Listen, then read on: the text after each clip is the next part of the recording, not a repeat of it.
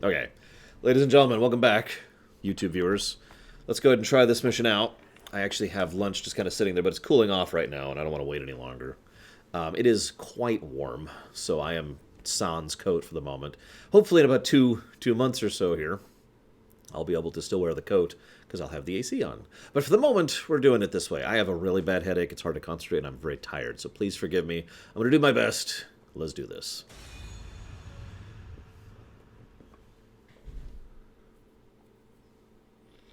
You know, there's actually, of all the things that Trevor did, there's only two that he ever did that actually bothered me. Can anyone guess what either of them are? Split up again, huh? We're better alone anyway. Lock and load.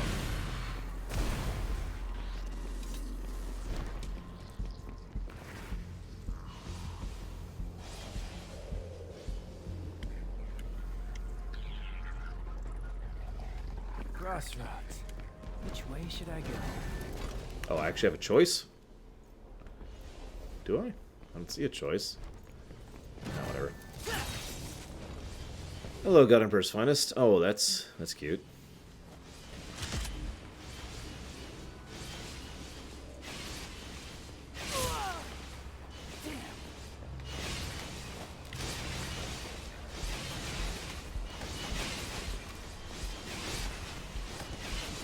Anyways, the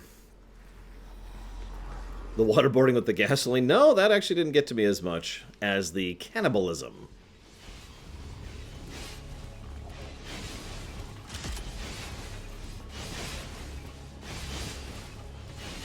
Aw. I could have used the time stop arm, or I could have thugged it. Okay, that one I might need to use the arm.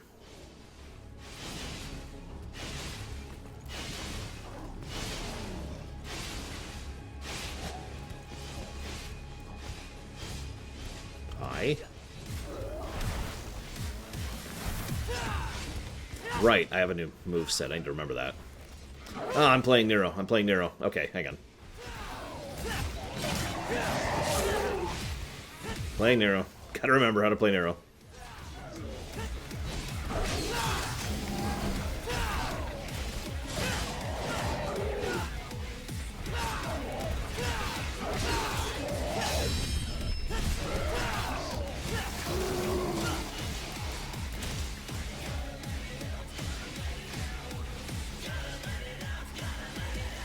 I still think I like V's battle song best. Of the three.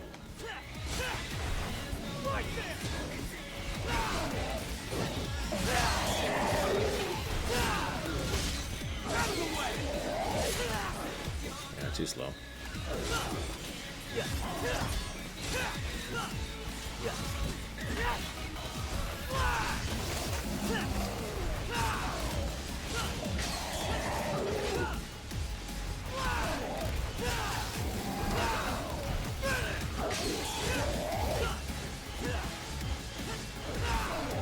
And no, I haven't, Dakota.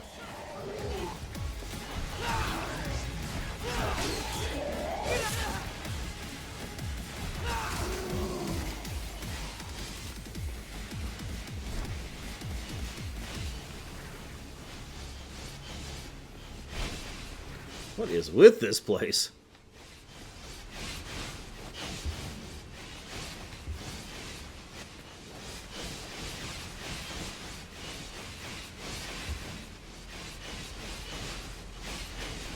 Nero plays weird. Unlike the other two, most of his mobility is actually in moves. So, stuff like that, or that, or that attack. I agree, Collison, that's definitely good. Multiple playstyles that work equal good. Oh, I deserve that. I deserve that.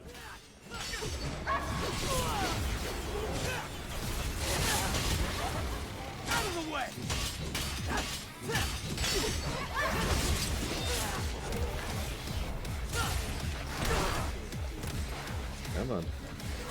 Oh, right, that's why it's not working. Okay, hang on. This is actually a dangerous group. I need to be a little careful here.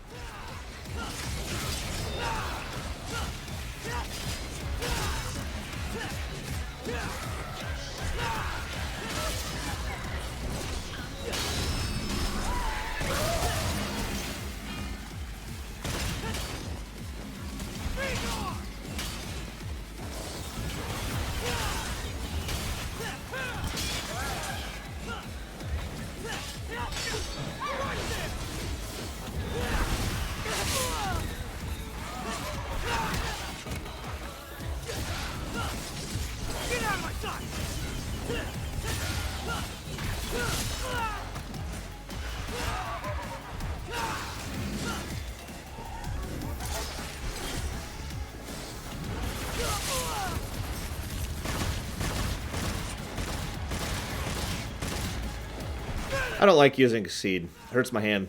That's why I don't use it. I don't have any Devil Trigger on him for some reason. Like, the bar is completely empty. I've been using Charge Shots. See? I've used that plenty.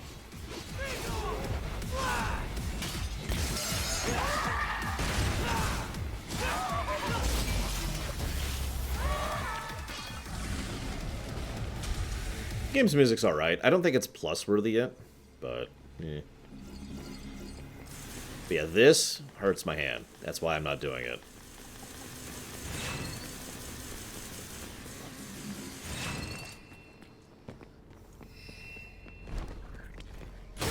I have been taunting in midair, although not always. Eh. Sorry, Dante. The Demon King's mine.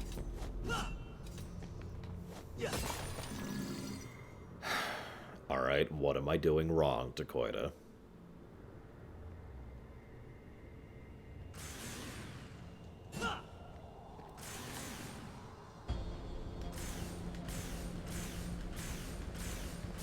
Seven, 8, 9, 10, 11, 12, 13, 14, 15, 16, 17, 18, 22. Okay, this is me pressing and holding.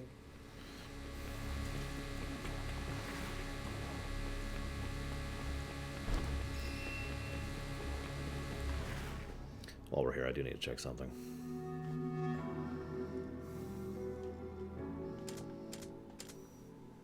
That's what I thought.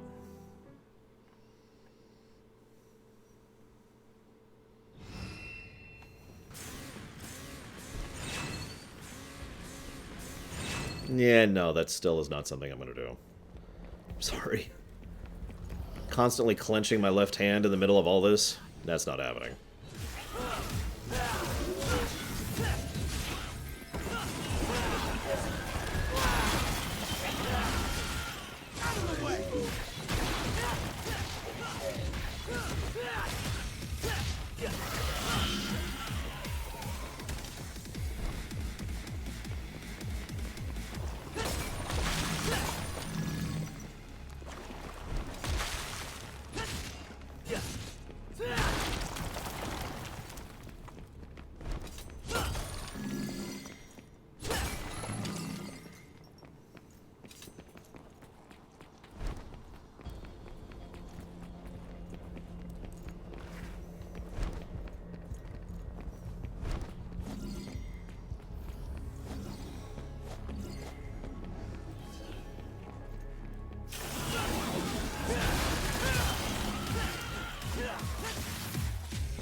Okay.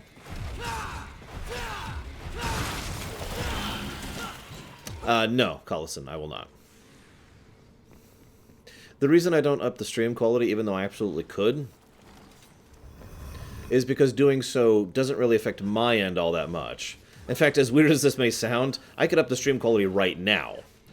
It would be intermittent, but it's intermittent right now. I mean, that's a problem with no matter what the quality level is set to. Does that make sense? I didn't even see your question, Salder. I'm sorry. The reason I leave the stream quality at the level it's at is because doing so makes it more likely that more people can see my stream, because that's dependent on your internet quality, not mine. Make sense?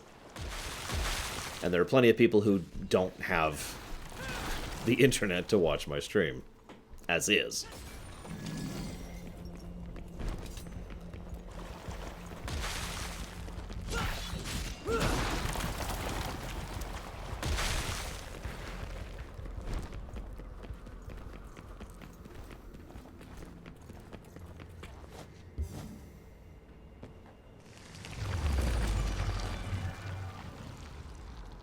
course it's made of blood.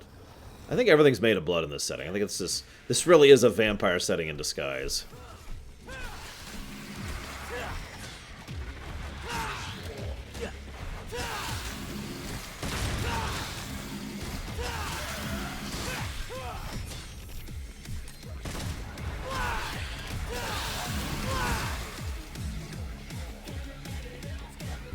I mean, really, they literally just said that human blood is the source of demon power. Come on. Although that's new to the setting, if I'm not mistaken. Ah, there you are.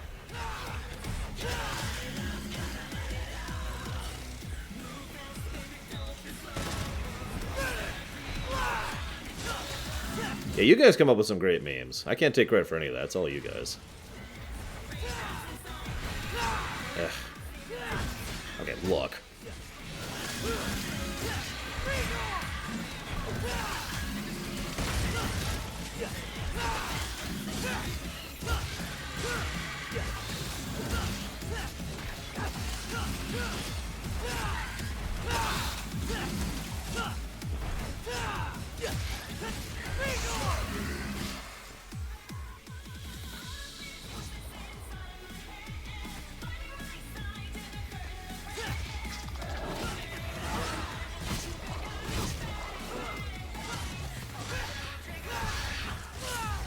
How did that hit me?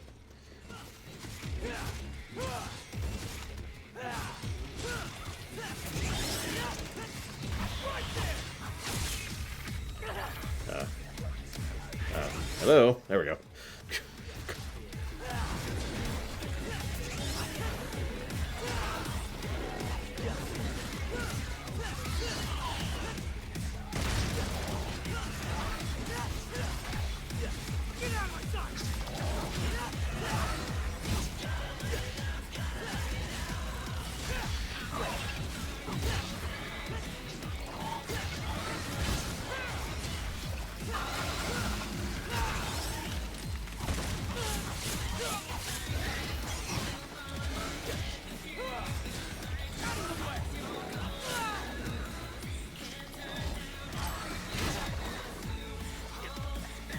You think this is bad, Doctor Who? You should see this on normal difficulty, where every fight takes about twice as long.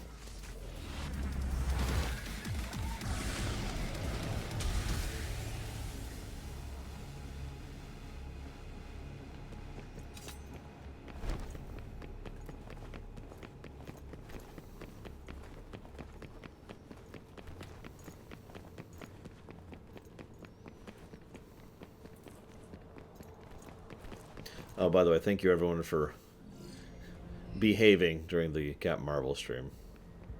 That's awfully generous.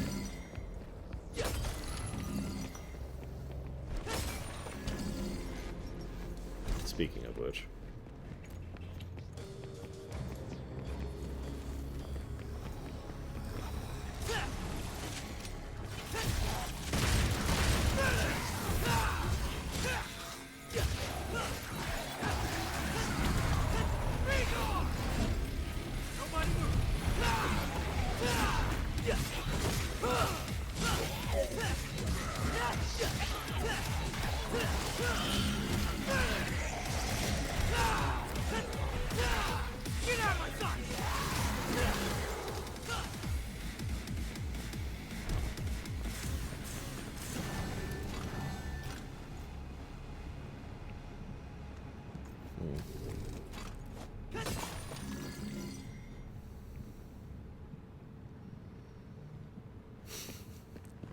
I mean, it's a valid question, Hazardous. Whoops.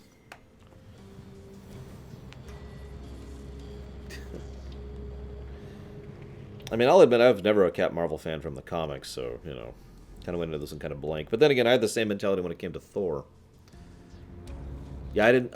Okay, I'm apparently just completely missing a question from Saldir here.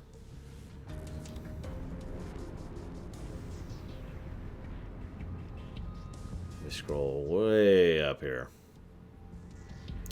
Ah, Fast and the Furious. There's a rumor that you and I disagree. So why do I like the Fast and the Furious series? Because it's ridiculous and stupid. It's the same thing I like about Sonic Forces. It's the same thing I like about Devil May Cry or Resident Evil. You know, it's cheesy, it's ridiculous, it's over the top. That's kind of its shtick. And I tend to enjoy works that openly embrace that rather than trying to play themselves as serious or wink to the audience. Yeah, the cheese. I actually call that the Flash Gordon effect. I do have a lorem for that on my website. Oh, I'm sorry, period. I hope you got some good sighting anyways. Period. The movie was good, comma. I enjoyed it, period.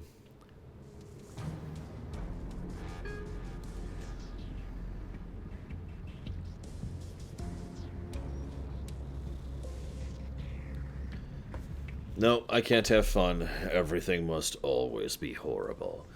Everything is awful. Everything is terrible when you're part of a team. But yeah, I like driving a car from one skyscraper into another. Or outrunning a nuclear sub that's chewing through the ice, or...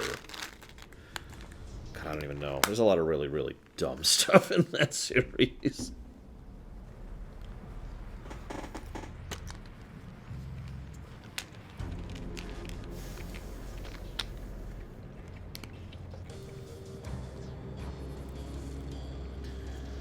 Yeah, and being able to switch arms would be awesome. I get that it would change the playstyle. But as is, I've basically settled myself into never switching arms. And just saying, yep, no, we're cool. Is that Die Hard 4 or 5, Baron? Because I have seen 4, but I have not, and never will, see 5. You're right, guys, I'm sorry.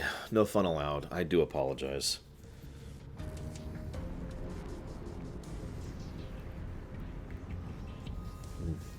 So then, no, I didn't see 5. 4 was ridiculous and stupid, but I was with it.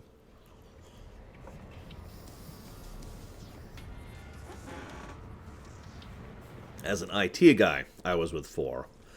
No, Samuel L. Jackson was in 3.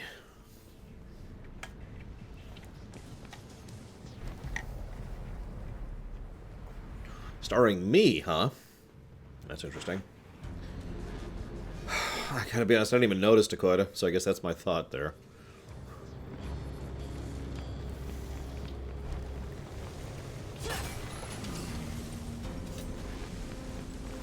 Where's other me? Where's V me?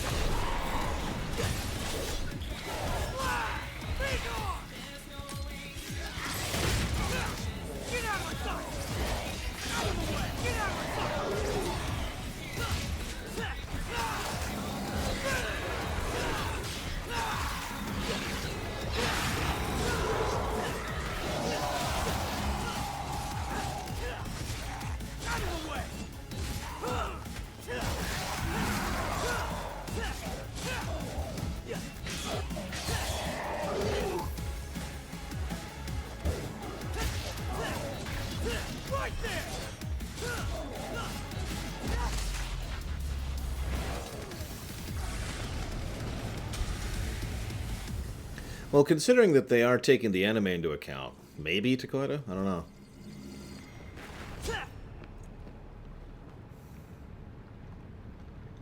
I don't know. It's a decent enough sword. I'm with it.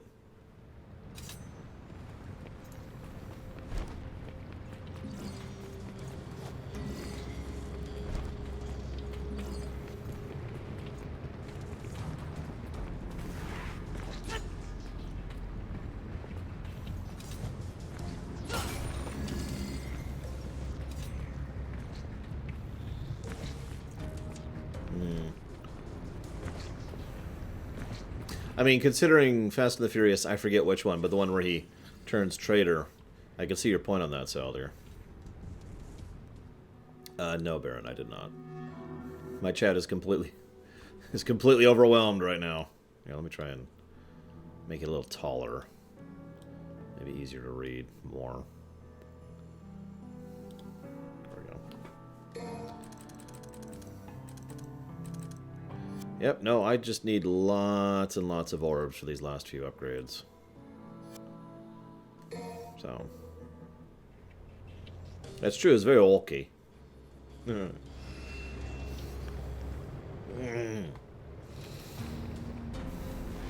feel a demon nearby. Get in my way and I'll crush you. I'm coming.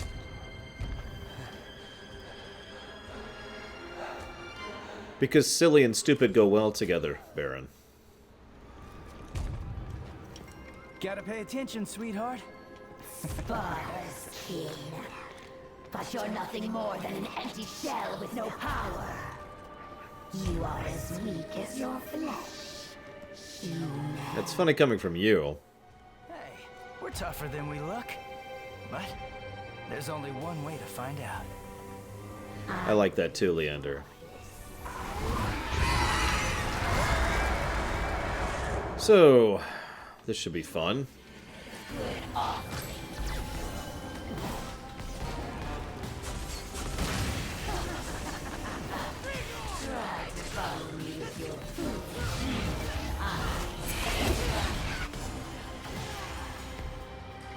Thanks, V.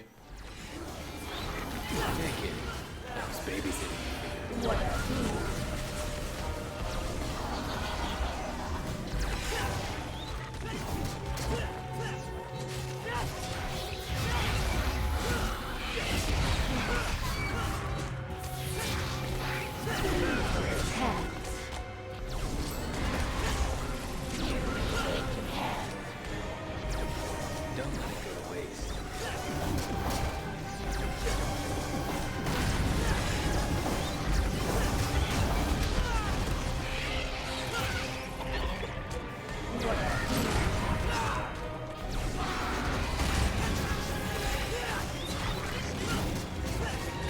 Okay, that's a neat attack. Now she's thinking with portals.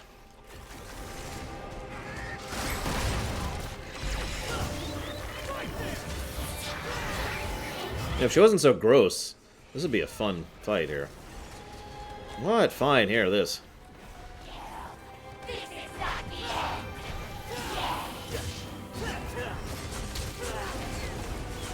Ugh, do you mind?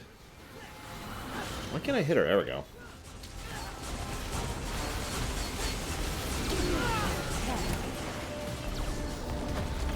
Yes, when chocobos go bad.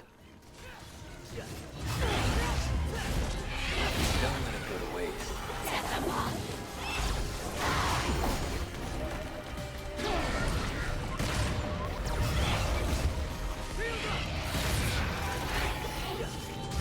Game over, birdie.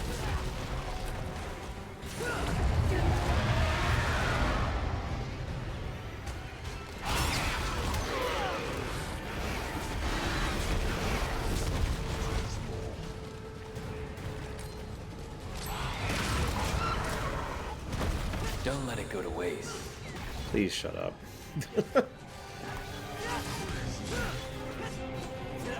God damn it.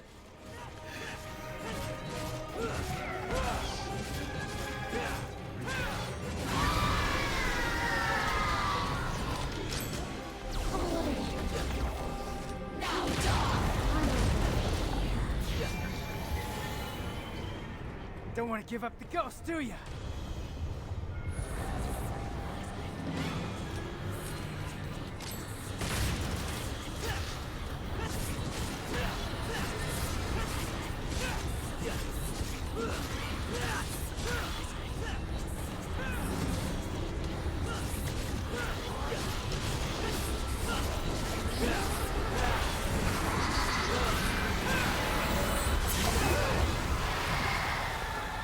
God damn it.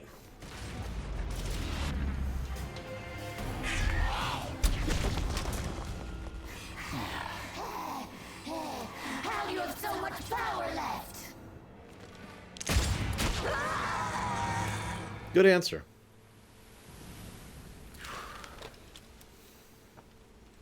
You can come out now.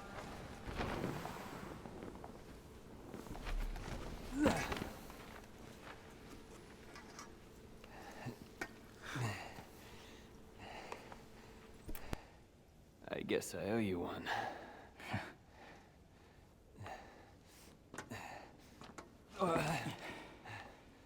You should turn around. Your body's not gonna last much longer. That I cannot do. I must go. Damn it, V. Don't push yourself. You need some rest. I must go to where Yorzin is. Why? Why the hell do you have to?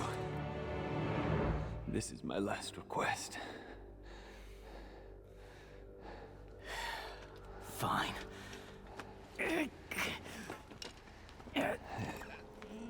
Dante's definitely gonna beat us there.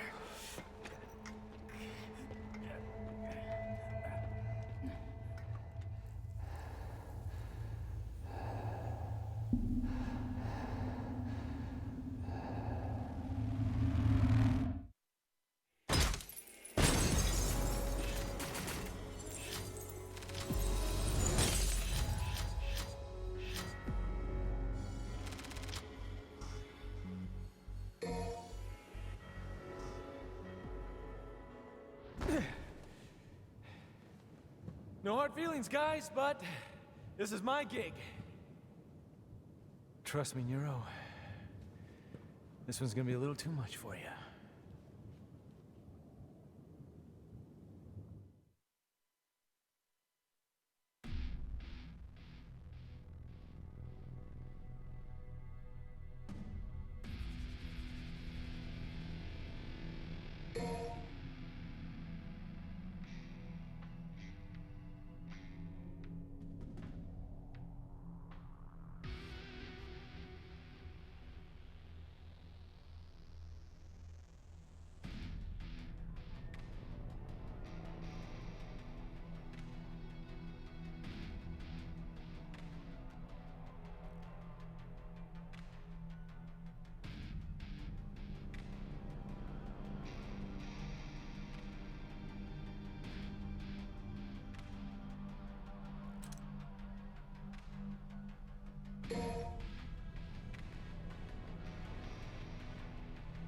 No, it's a frozen dinner. I don't remember what it's called.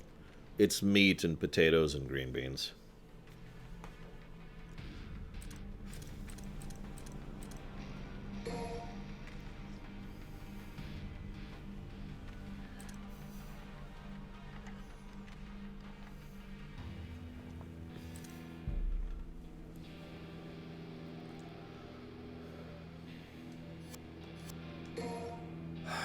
The art style, I don't really think I have an opinion on, Aethel. For or against. It looks nice, but for once I don't think I can give a positive for the graphics in and of themselves. I did give a positive for the animation.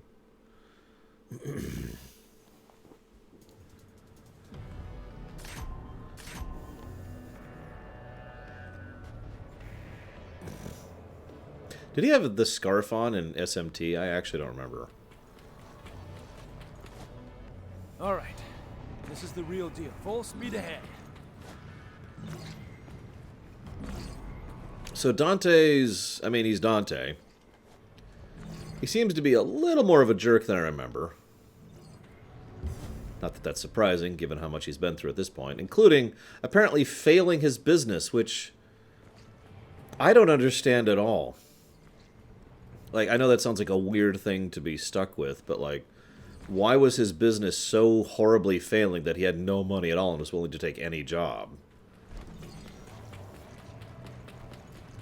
Keeping in mind that, oh god, I gotta remember how to play him.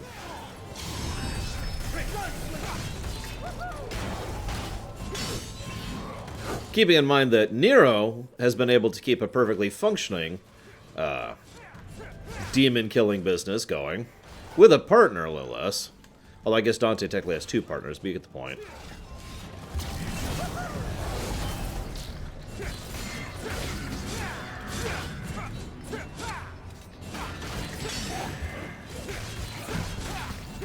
I guess there weren't many demons to kill, just I don't find that as a good answer. You know? There's just too many other ways in which you could make money with the skill set that he has. You know what I mean? I could see that he's just straight up bad with money. That's a feasible answer.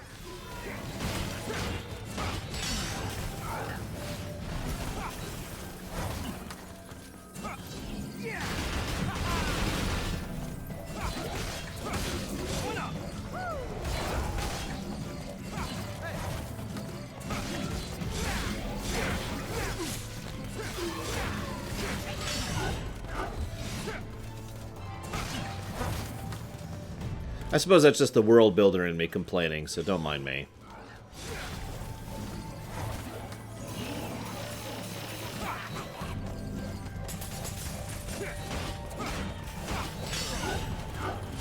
There you go. That makes perfect sense, Absol, even though that actually made no sense in that movie either, so whatever. So how does Dante play? I don't know. I definitely like the way in which he plays overall better, even though I'm actually worse at it. As I am demonstrating very aptly. Like, I am terrible as Dante.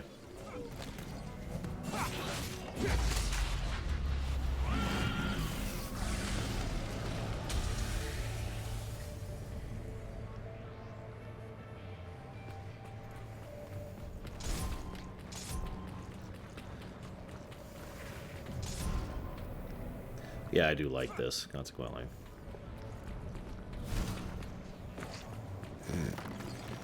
That's funny, because I have consistently gotten the worst rating as Dante Heingrod.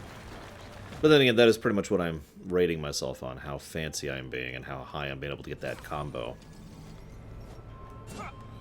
Whoops. Yeah, whatever. Don't care.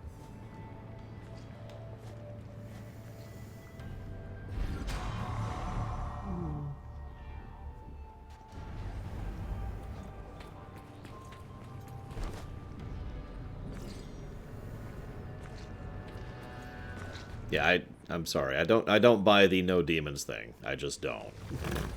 I'm sure that's the canon answer. I just don't care.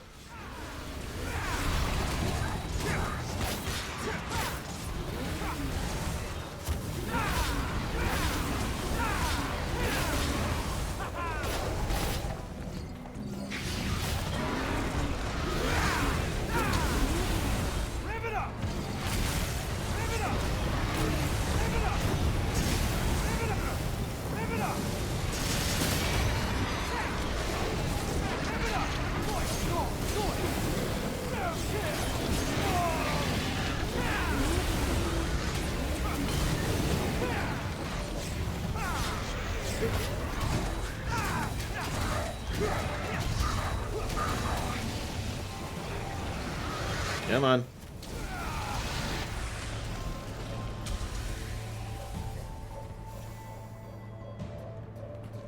The only explanation I find acceptable at all is that Dante is just really awful with money. Because that would be in his character. How many times have you seen a story about someone who comes on a lot of money and then just blows it on stupid things and ends up horribly in debt? Anybody who's ever paid attention to celebrity news for the last 50 years has heard that kind of a story. And I'm talking in real life, by the way, not fiction.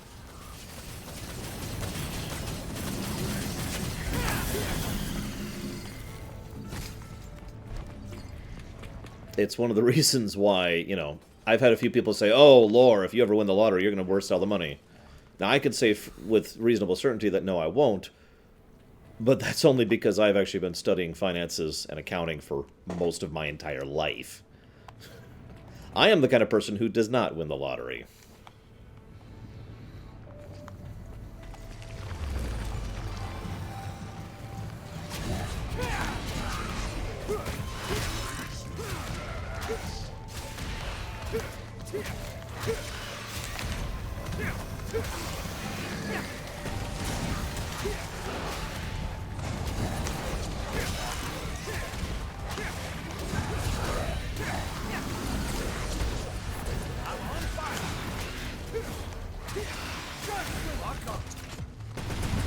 Oh, I was facing the wrong way. Ah, damn it! I lined that all up and everything. I was facing the wrong way. Damn it. Oh, I feel stupid. So I'm only really bad when I try to show off, you know what I mean?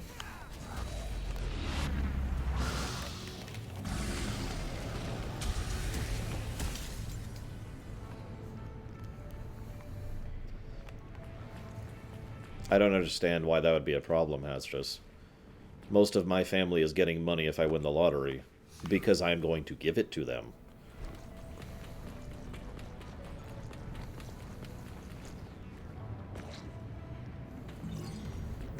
How many games have we played where one of the main characters really could use a good financier?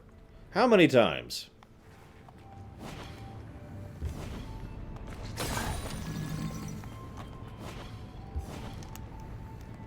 No, no. Ah, I actually came close. Oh, well, whatever.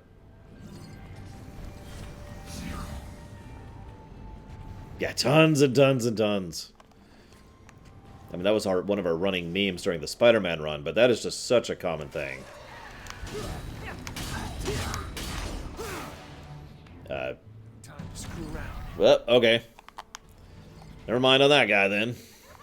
Oh, there he is. Hey, thanks for joining me. Appreciate that. I couldn't jump all the way back up there. That would have been crazy. Can you imagine?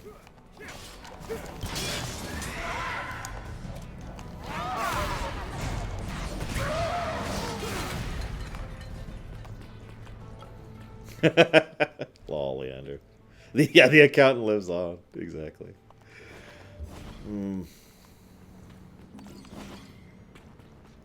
I mean, I could probably be an acceptably passable financier. I don't think I'd want that kind of a responsibility, but you know, I could probably do it.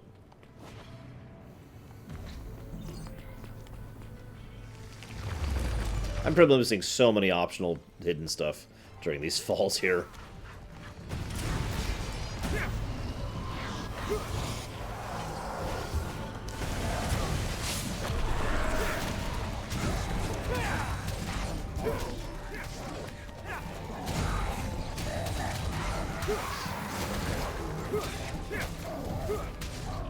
Yeah, but I have no debts to anyone, Hazardous. No one has a line on me. Or a lien, if you prefer. I'm not worried about that.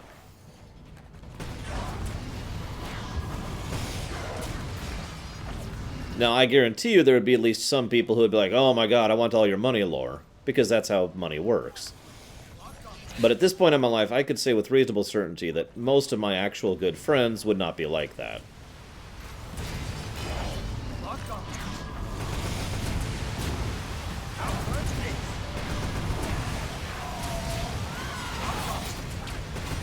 Do you like rockets? Because I do. Well, I'm here. I should do this.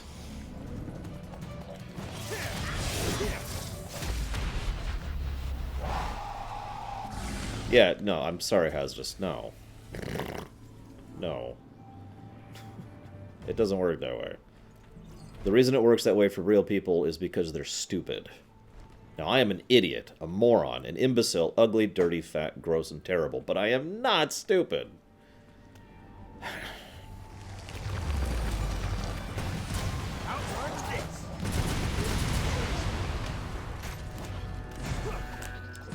Come on.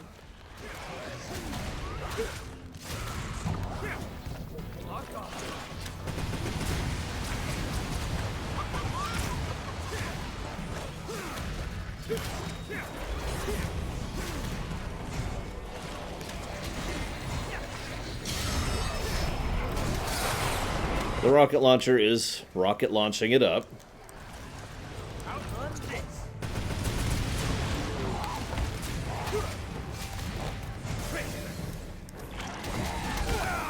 Damn it. Too slow.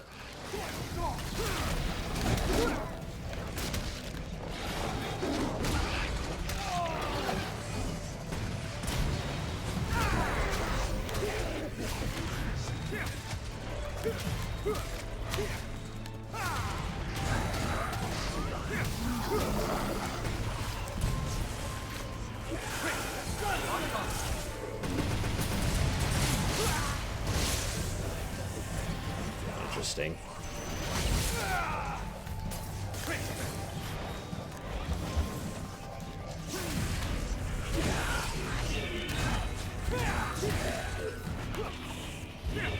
Come on. Come on. Okay. I just got an achievement called I Believe I Can Fly. Interesting.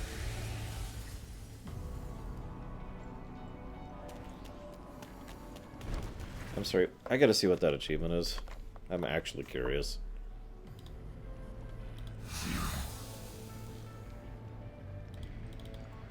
Come on.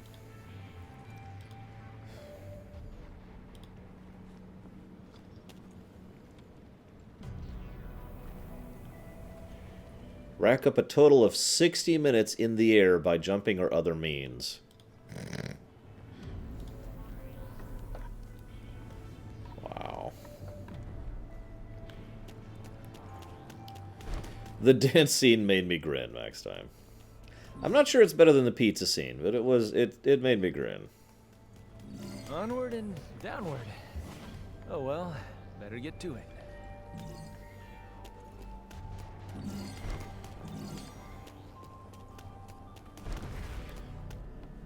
Kyrie's probably really well off. That's how she can afford to do all her charity work. Actually, that would make a lot of sense. And Nero's just really bad with money, just like Dante. I mean, his dad didn't teach him anything about finances.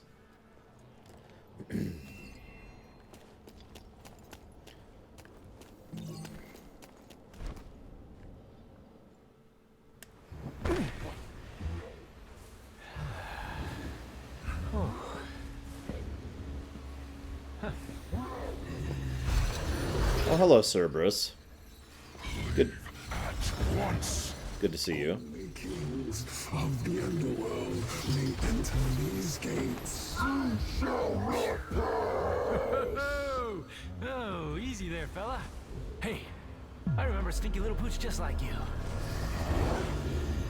You insult me, foul-scented creature.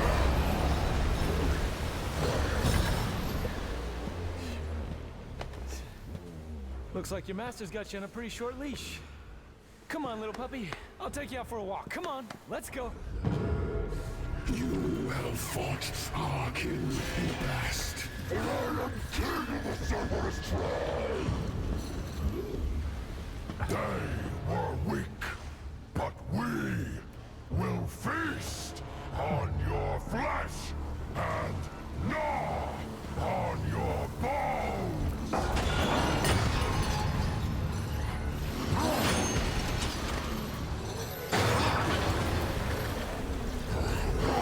So, you're the strongest in the litter.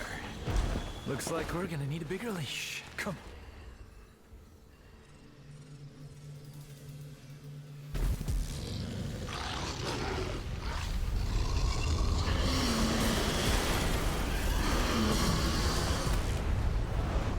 Okay. Why are there bones everywhere all of a sudden? Yeah, no, I don't want to know. I don't want to know.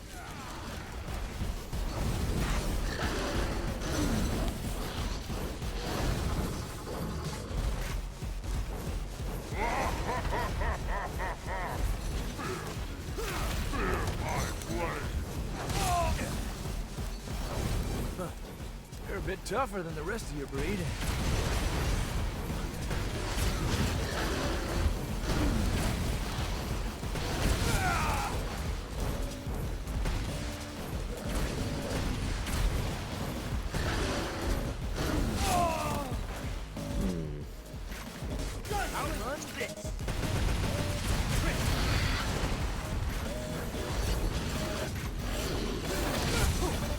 Okay. We're just gonna range this guy.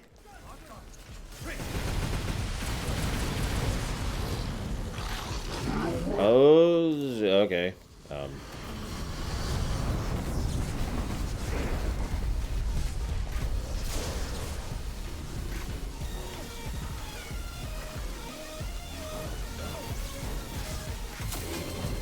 This fight's a real shock.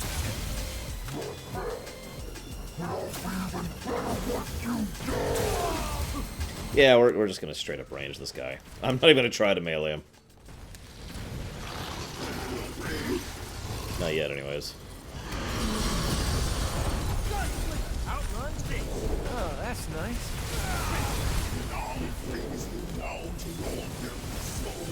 Okay.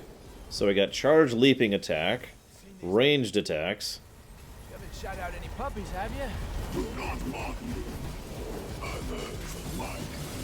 And top-down attacks.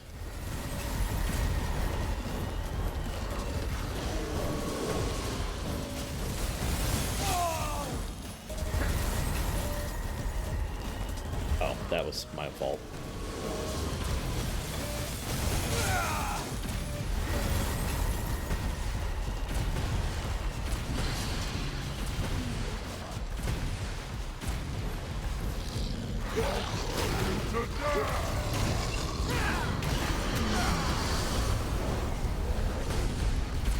You again? Jeez. Cool off, hothead. I do like the triple thing here for the Cerberus.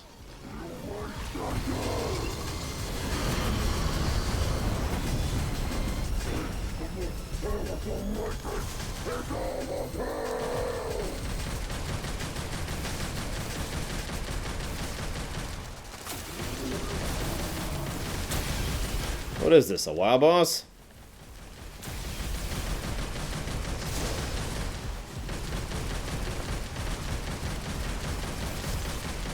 Yes, I'm a Wersaint.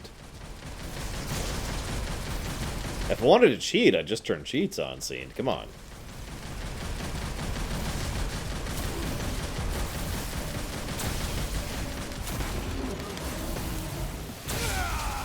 Wow, that is a long cooldown from attacking.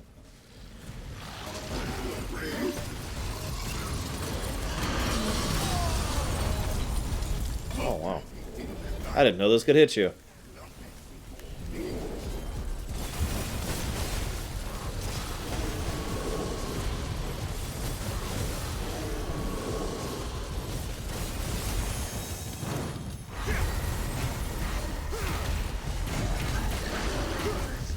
It is a very fun fight so far, I'll admit that. And it's certainly different than the old Cerberus fights, that's nice. Although I'll admit, I had a lot of trouble with the old Cerberus fight on whatever hard mode was. I don't remember off the top of my head. Stand powerless before my blade.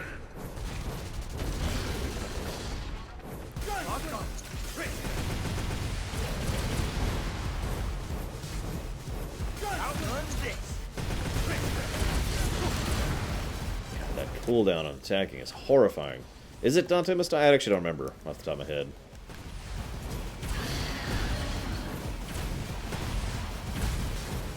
I know I did, Absol. I'll admit to that.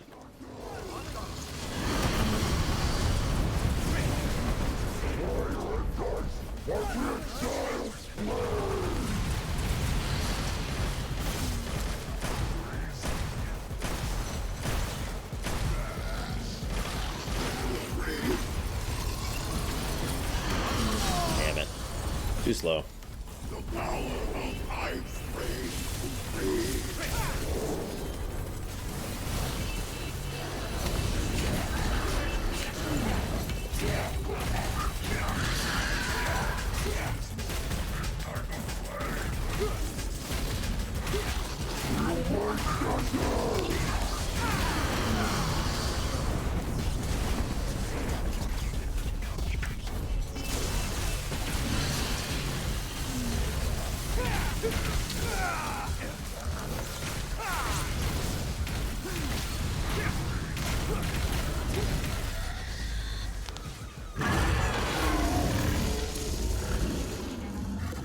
Hi, Formosan.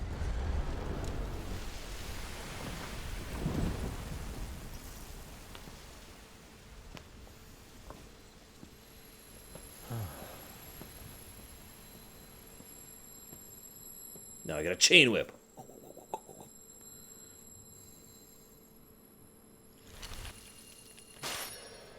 Oh.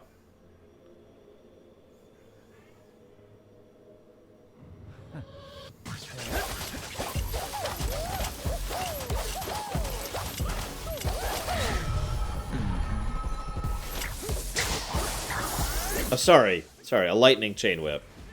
Sorry, a fire chain whip.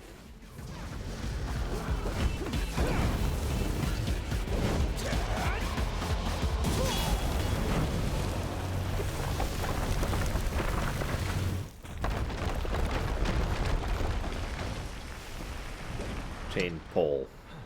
I guess it's not chain at that point. Guess I'm the first one here. I like that.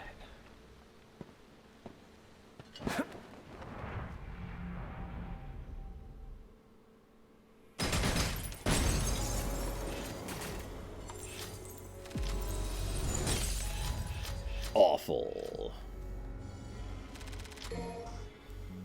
Sure. Also sure.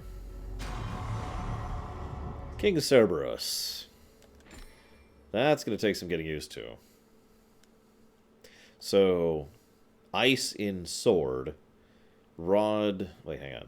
Hang on. So it's ice normally. In sword, it's... What? Okay, we're going to have to just try that out, I think.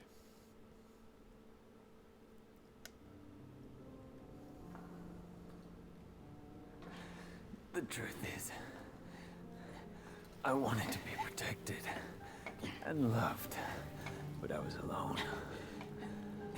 My only choice was to survive. They're both superhuman. At least he is. Why is he carrying him this slowly? Gotta rest. Miro, I will tell you everything. I'm actually your dad. There is no demon named Urizen.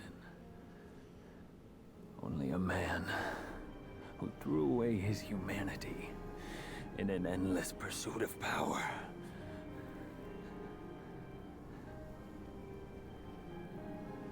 He is Dante's older brother.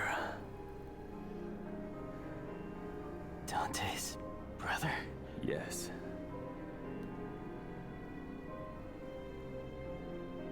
And his real name is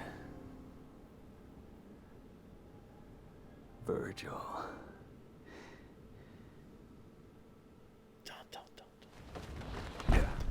Meanwhile, in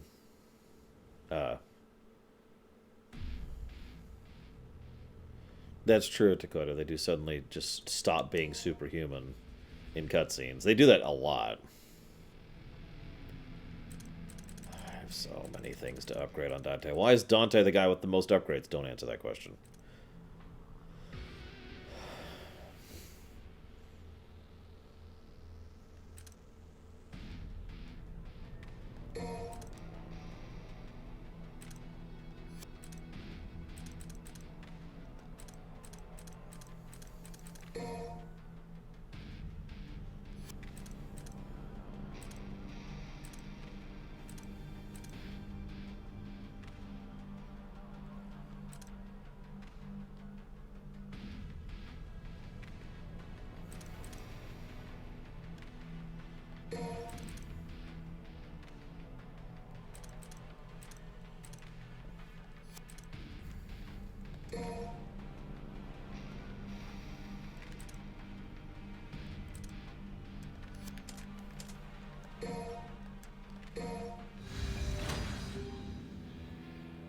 Looks like that's the last blue orb we can buy now.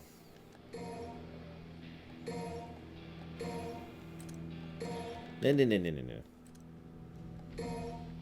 Also no. Not that one.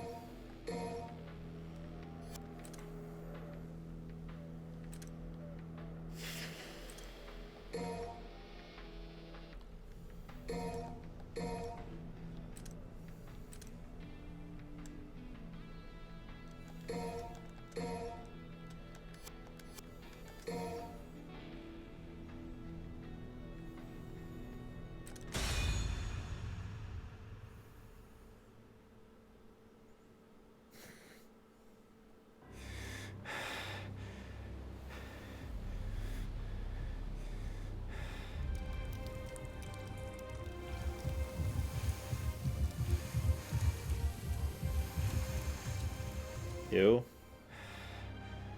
Virgil. Hey, is that the damn fruit you've been jabbering about? Doesn't look so special to me.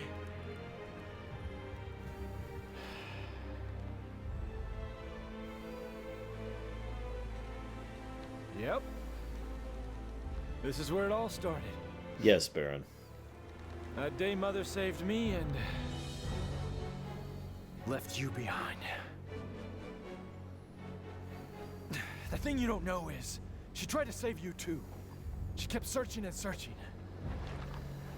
Until I killed her. I have no recollection of this tale. Or this place. It's all an illusion.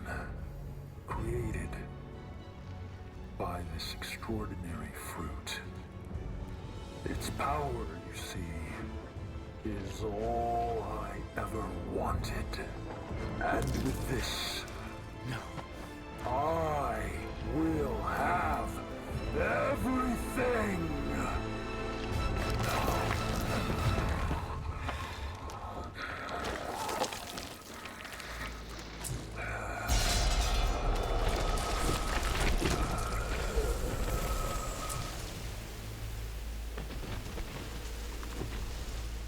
No, brother. You don't have everything. That last shred of humanity that you still had, you just lost it. Oh, I noticed that, Dakota. That is nothing but the pitiful cries of those without strength. Come to me, brother. I shall enlighten you. Dante! I am I-Man! You ready to do this, Virgil? It all ends here. Got it!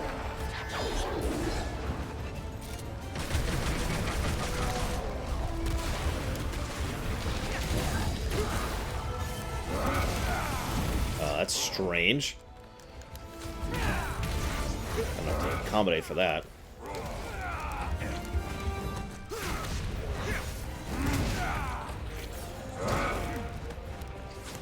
Yeah, this doesn't seem like a fair fight, does it?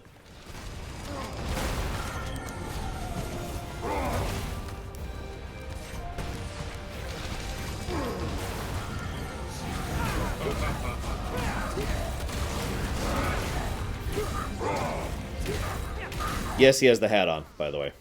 And yes, I did that on purpose. Oh, it's gone!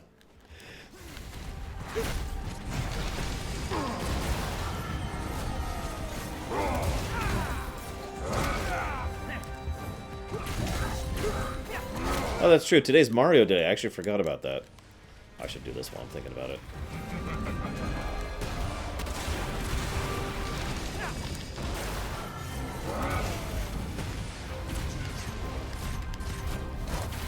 There we go. Hat Man! Hat Eye Man!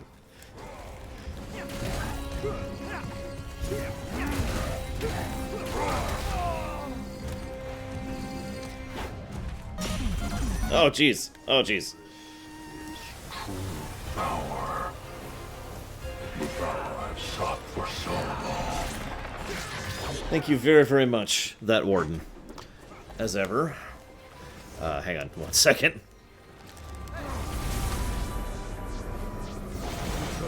Oh, I can't believe I managed that. Thank you very, very much, that warden. Much appreciate those subs. Would you like to put that sub towards something?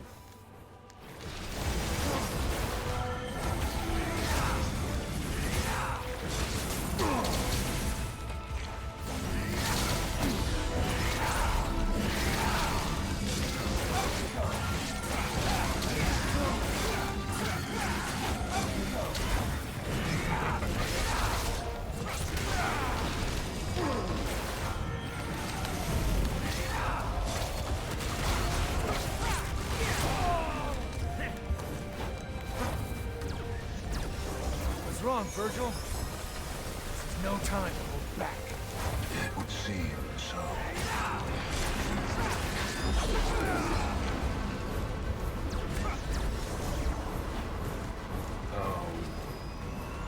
How are you so powerful? You've never lost anything. It's not about loss. Strength is a choice. Fighting like a lion.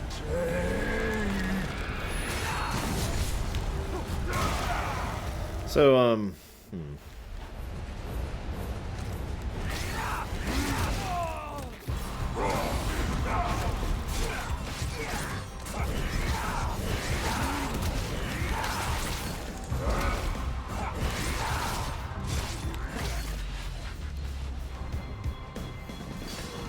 brothers?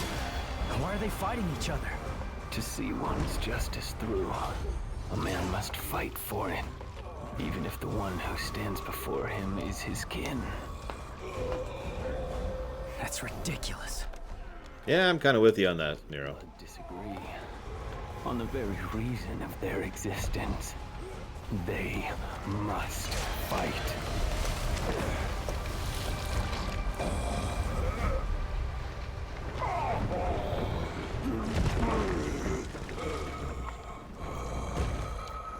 Yeah, no, it's dumb. Them fighting is dumb. Let's just be honest about it. Dante! Yeah, no kidding, You're Dakota. late. Just finishing up. Is that really your brother? I'm afraid so. So he was behind all this. Your own flesh and blood. Right again.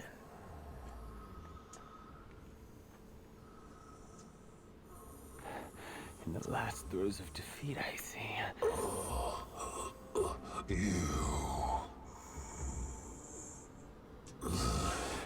V, get back. Things are about to get really messy. No, Fair enough. please. Let me.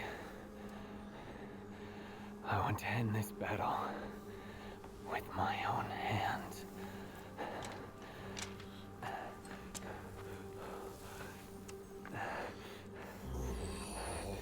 And then V becomes the bad guy.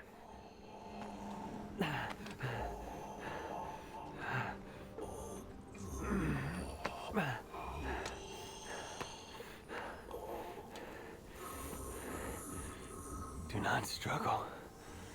For if you can't even defeat me, then you've already lost. I will not lose. Not to Dante. I need power. Blah, blah, blah. More power. I know. We are one and the same, you and I. But you've lost me, and I've lost you. Yet we are connected by that one feeling. While thy branches mix with mine, and our roots together join.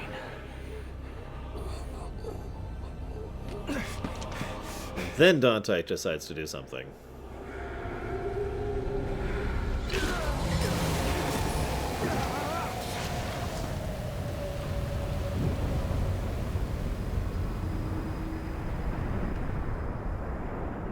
Hi, Virgil. Goodbye, V.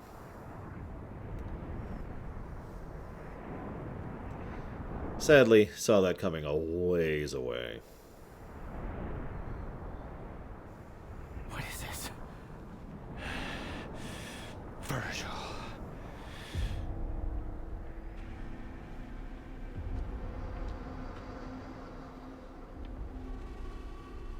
The Alpha and the Omega.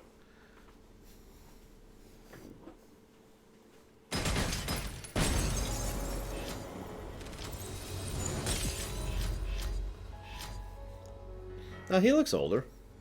It's like Dante looks older. Well, there goes my favorite character, both character-wise and to play as.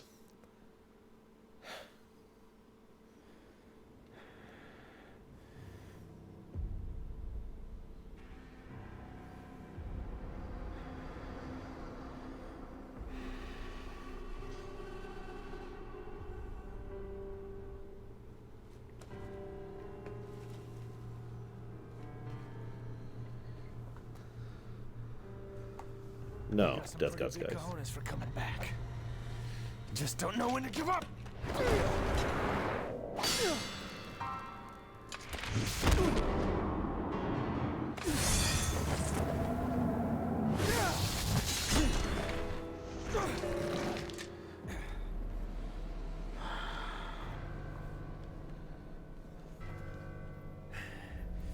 Get out of my way, Nero!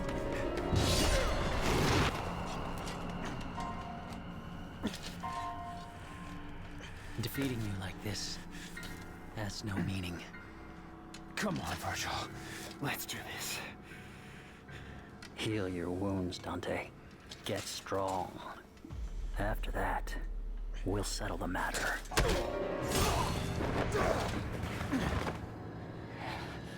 The music here.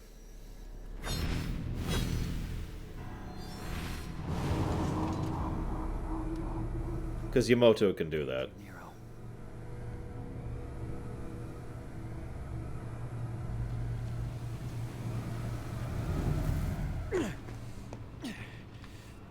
Damn it.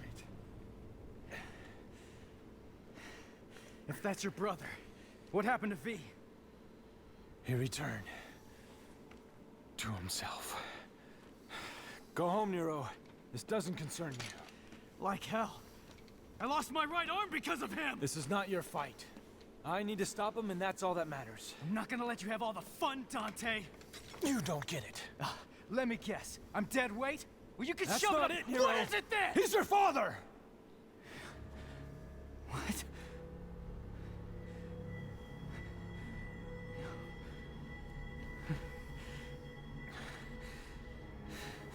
I had the feeling the first time I saw you, but I just wasn't sure.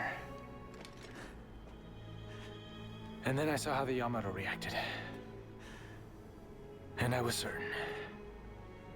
He's your father. Okay. Now he needs an ass kicking. But I can't have you go kill your old man.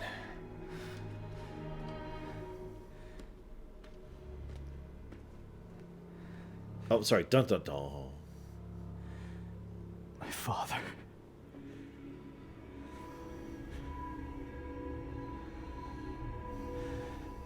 Well, obviously the mother was Kirie's mother. No, that's creepy. Okay, I think that tree was a little too high up in the atmosphere.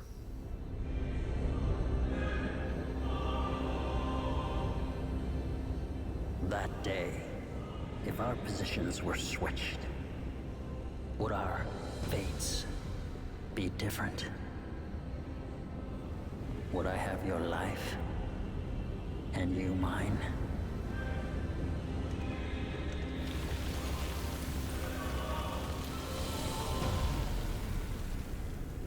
Let's settle this. Dante. Why? I'm sorry. I've never gotten the "we must fight" mentality. What's happening now? Oh god, I thought it was over. This isn't good. We're gonna get dragged into this. Dante, what happened? My dumbass brother's back, and I'm gonna rip him a new one. Virgil's... How? Dante! Made it for Lady and she paid for it, so consider it a rental. Hey, you can't just... Okay, we'll take care of that later. Right now, you three get the hell out of here. Didn't I already get that? Take care of old douchebag. Got a feeling this one's gonna be a doozy.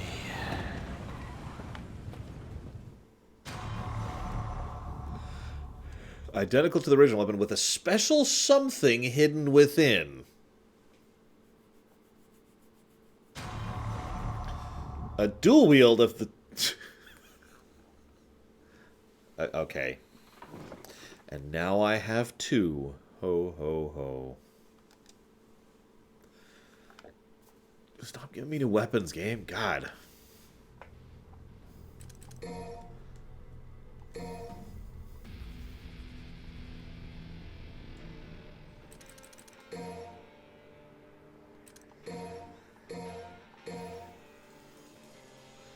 Listen, I would totally oct-wield rocket launchers, I'm just saying.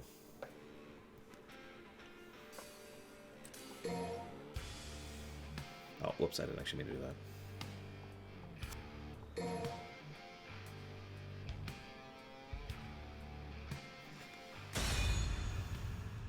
This time it's personal. For the second time.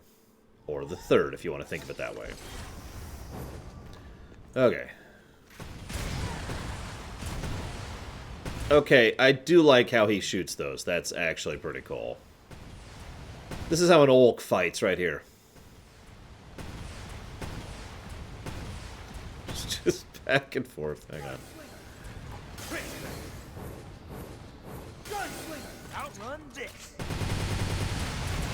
And there's the new gunslinger for that.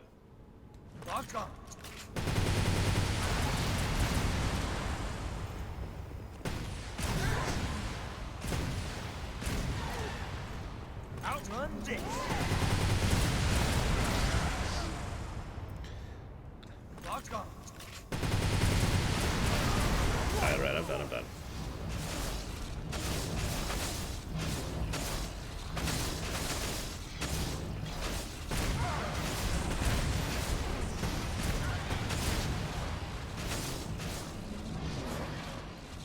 Don't mind me, I'm just using my psychic swords here.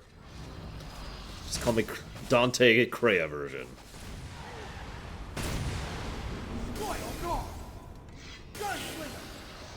God, that's ridiculous. Alright, anyways.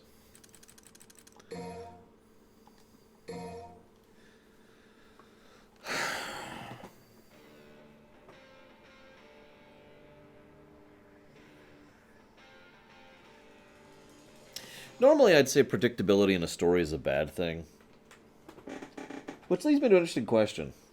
Obviously, there's 3 or so different types of... Oh my god, that hurts. 3 or so different types of stories, right?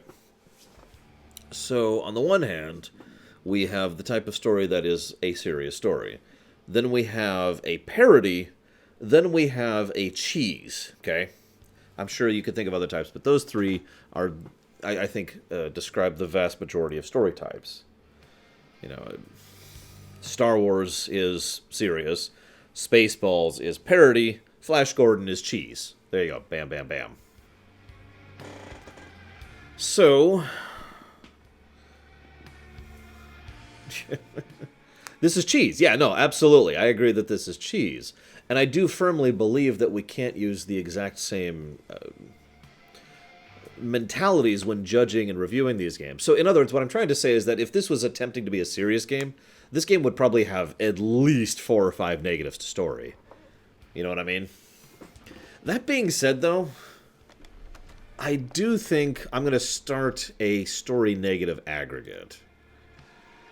I think we're slowly building up to that, because the story cutscenes are kind of losing me bit by bit, you know what I mean? So, first and foremost, cutscene incompetence. The fact that they are far more mundane and far more lower tier in cutscenes, while at the same time they also can do things in cutscenes they can't do out of cutscenes, which is kind of weird for a Devil May Cry game in general. So, cutscene, mundanity, and inconsistency. Problem 1. Problem 2...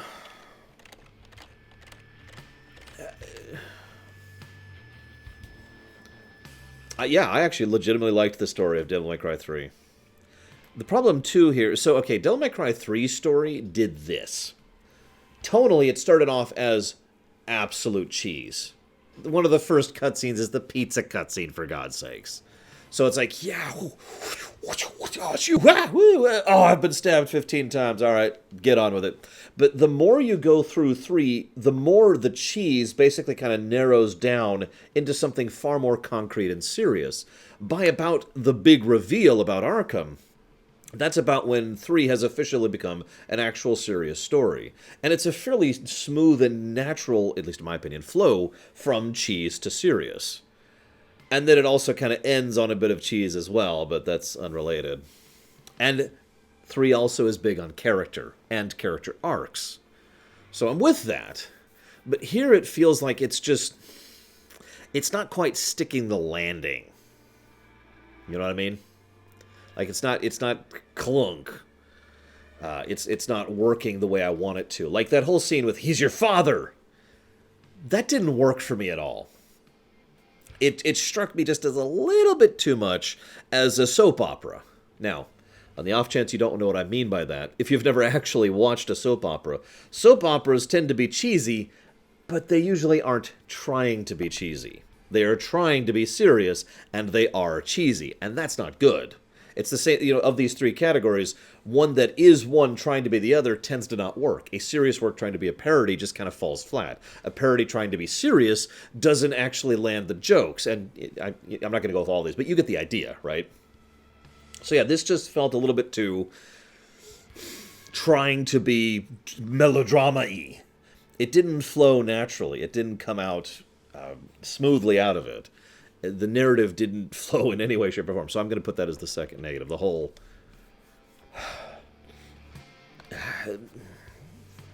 yeah, no, I didn't care for it at all. How do I want to phrase this? Revelation about Nero's father felt tonally dissonant. I'm spelling that wrong, of course. Tonal, is it two L's? It's two L's, yeah. Dissonant, I should say. Tonally dissonant and too rushed. Because, yeah, it definitely felt too rushed. I agree on that, too. That scene, I mean, you could take your time, Devil May Cry. I have a little bit of patience, I swear. I do. You could have just been like, you know, I'm trying to think how I would restructure that. Give me a second to actually think about this. Put real thought into it, because...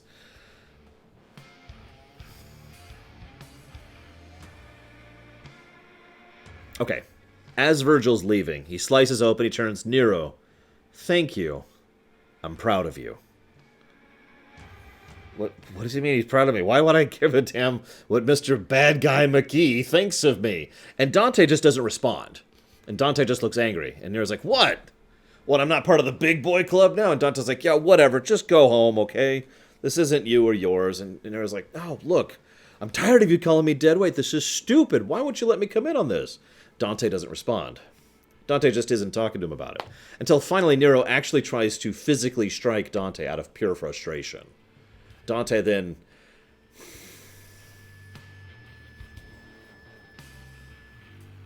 I think the most Dante thing to do would be to just get out of the way and let Nero kind of stumble forward.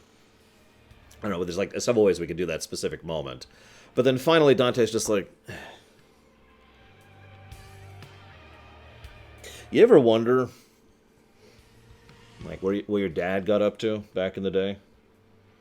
And just kind of, it's like Dante tries to lead into the conversation, right? Like, he doesn't blurt it.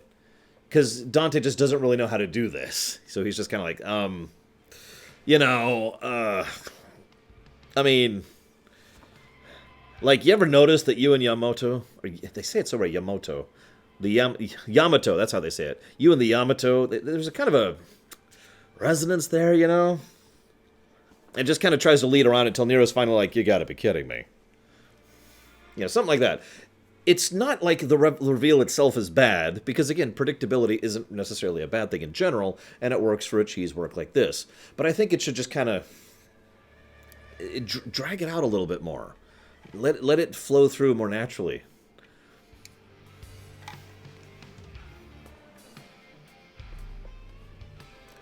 That's a good question, Dakota. Personally, I like the idea of him being awkward uncle. Because I could see Dante as the awkward uncle. I really could.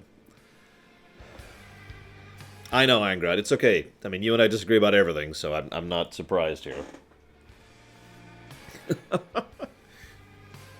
So, Devil May Cry 4's story. 4's story was okay. I will admit it started off pretty bad. In fact, it started off so bad that I wanted to put it down when I first started it.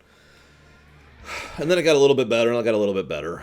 And then Dante entered the story, and then it got a lot better. And basically just kind of, I actually enjoy, you know, pretty much the entire latter half of the story with one noteworthy exception. And I bet you guys can guess what that noteworthy exception is. Kitty! I don't just mean the fact that he keeps saying that.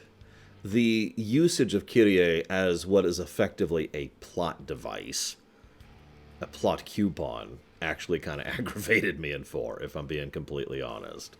But I do think 4 had some good stuff, story-wise. Good scenes, good character, more setting building than we'd had up until that point in time, story-wise. Yeah, we still haven't even seen her on screen in this game at all. We've heard her once in a flashback. And that's it. But, yeah. I will actually be right back. I won't be long. I won't be long.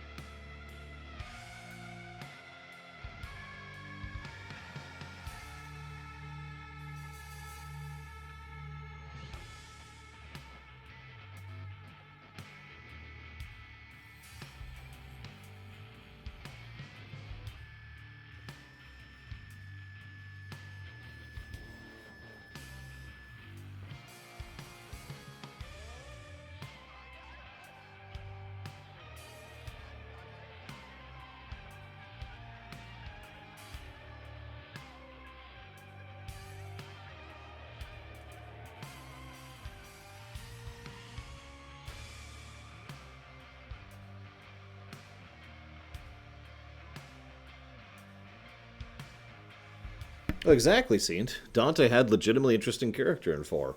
He had actually grown after 3.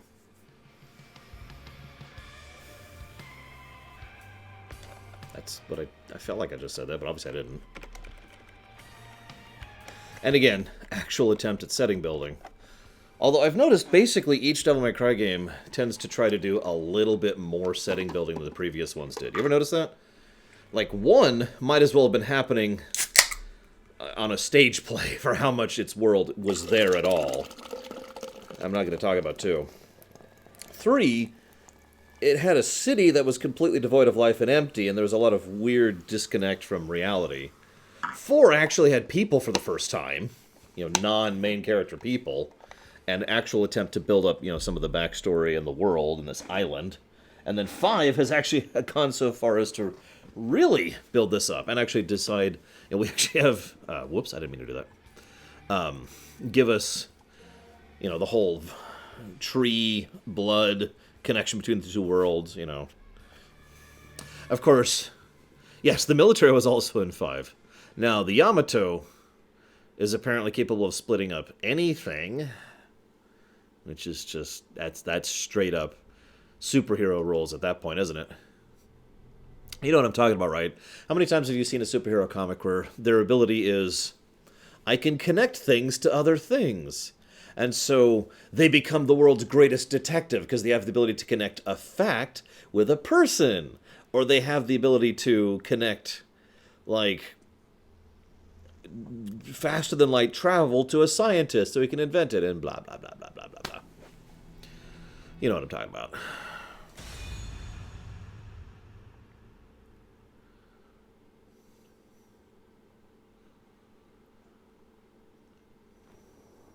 Yes, and the rebellion is capable of joining. Sorry, we should add that one, too.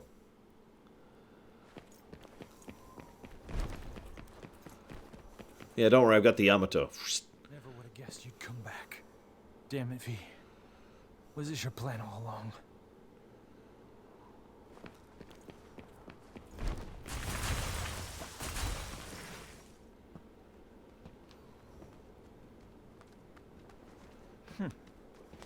Hey guys, where you been?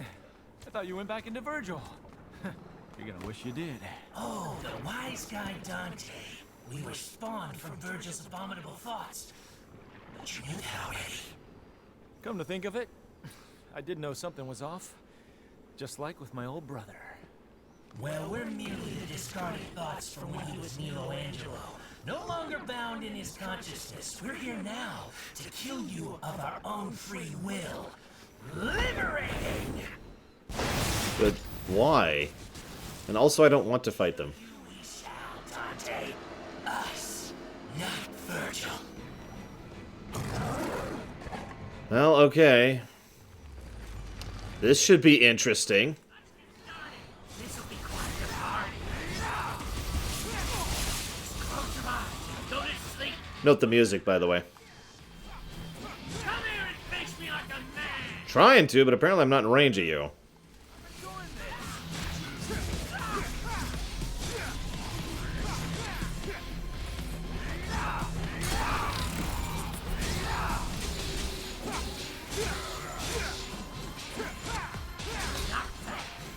I'm just getting started. Premonitions. Time for this.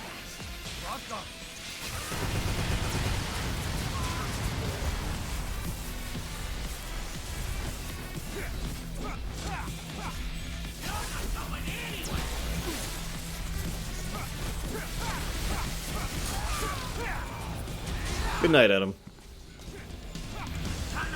Give me some time out. Might actually be one of my favorite songs so far, right here.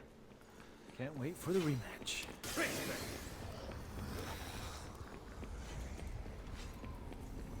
I don't know, Dakota.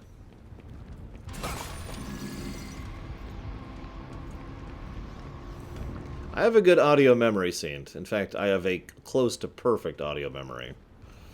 So, yeah. Of course I noticed. How am I supposed to get up there? Oh, hi.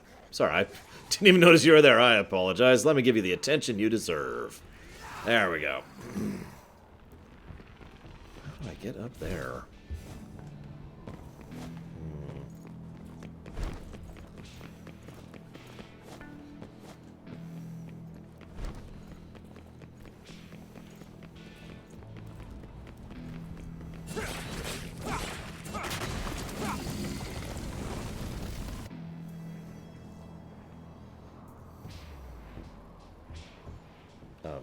Okay.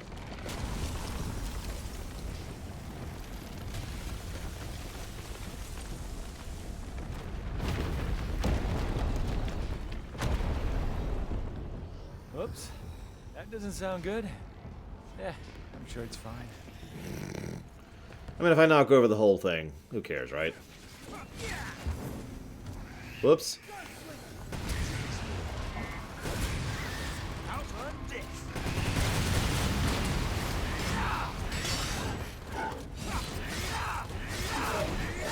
This is my I'm tired of dealing with this guy move right here. Even the growl just fits it. Yeah, no, I'm tired of dealing with you.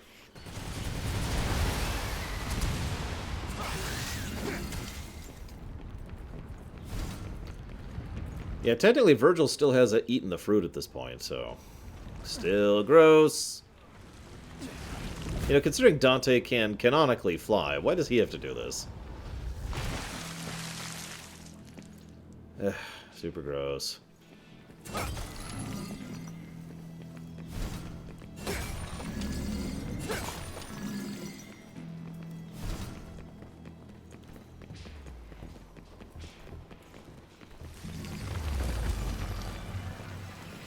Oh, great. Here we go.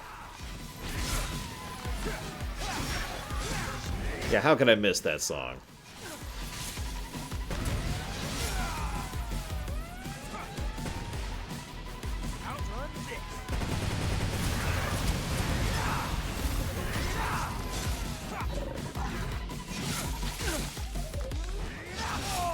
Ooh. Alright, I'm gonna need to switch weapons for this guy. There we go.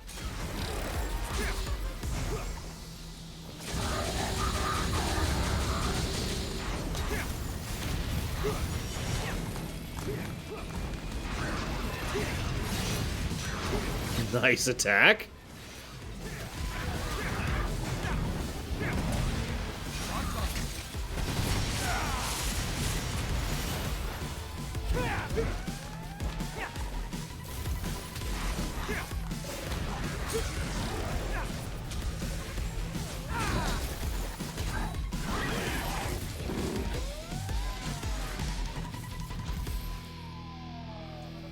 Running away? Nah, didn't think so. You know, that actually makes sense, Dakota. As someone mentioned yesterday, and it's absolutely valid, Dante and Virgil are already top tier. Like, the top tier. On top of Mundus, on top of Argisax, on top of everything else, right? So, it would make sense that eating the fruit would basically just restore what Mundus did to him, rather than, you know, anything else. Ah. Hang on just 1 second. There we go. Okay.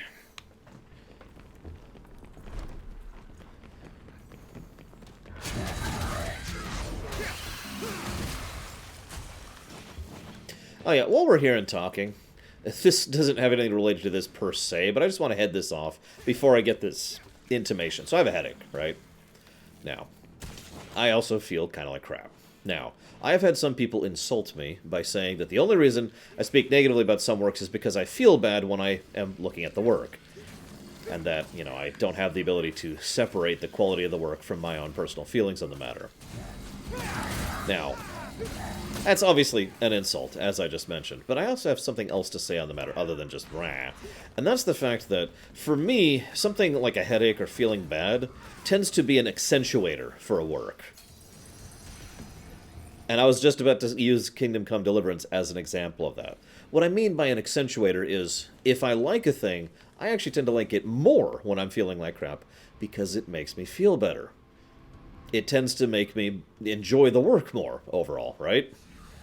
And again, I can literally point to an example of that, because That's exactly what happened with Kingdom Come Deliverance. That happened on camera. And I felt a lot worse then than I do now. Gosh darn it.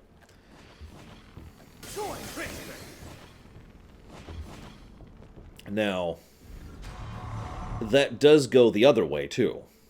That absolutely goes the other way as well. In other words, if something is bad, it will irritate me more if I am feeling bad. But if something is good, then it will be more of a good thing. Like, I'll be like, oh man, this is awesome. Does that make any sense? So I just wanted to kind of take that idea and throw it out the window, because I've been... People have accused me of that more than once in the past, and I don't want to hear it.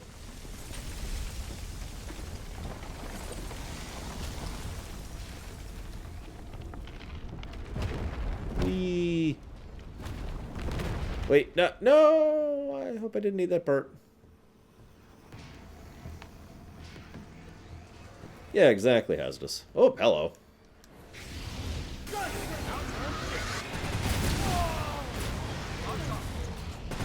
I didn't hit it. Oh, God.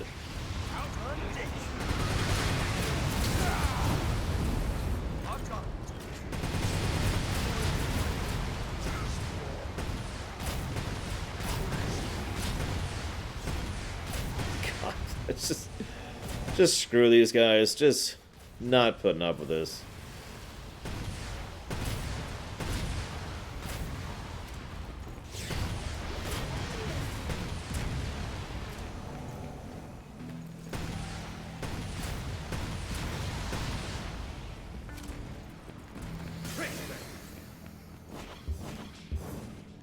I mean, I've said this before, and this is just my opinion. But it's my opinion that Dante and Virgil are the top tier. They're as high as it gets.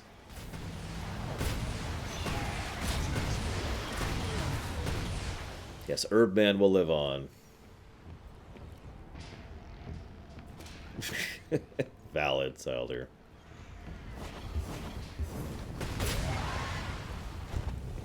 You mean everyone doesn't watch my streams? I'm kidding, of course. By my estimate, I have about a 20% saturation of my own streams. Hello.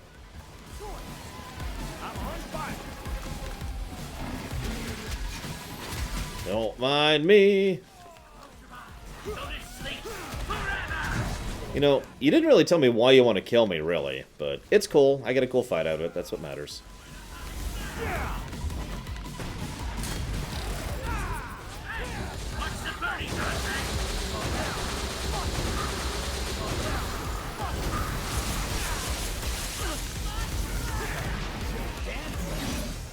Nope, nope.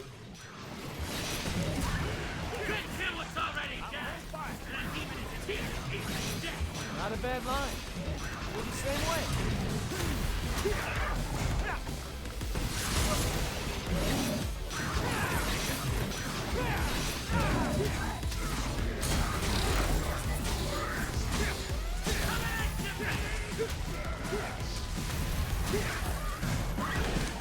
That couldn't stop you! Oh, you ain't so bad. One more round. It's like I'm back on Malay Island. References. Agreed, Seemed. I mean, that's a fairly common thing. So historically speaking, there's really only two ways that fiction tends to approach hybridization. Either they are much better, or they're much worse. It's pretty much the norm.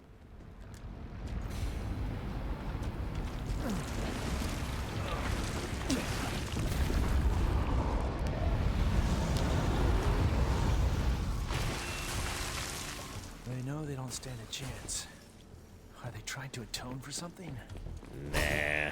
They just want to kill us. It's cool.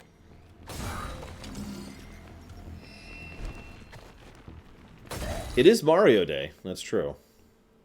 I should do something Mario related today, just for the hell of it. God, I have so many things to unlock. I don't even know where to start. I really don't. I haven't even tried out Cerberus yet, because it's like... Ugh.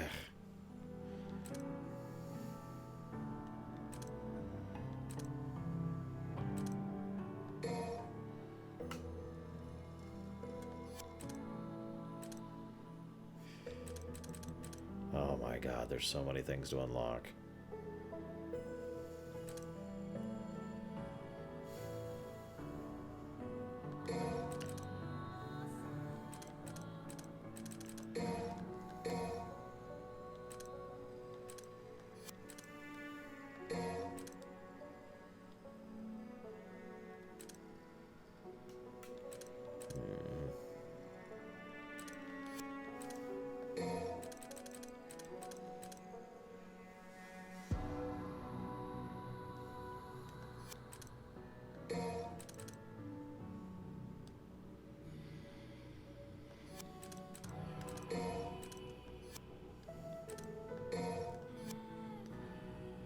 That's true. We could use the hat as a weapon.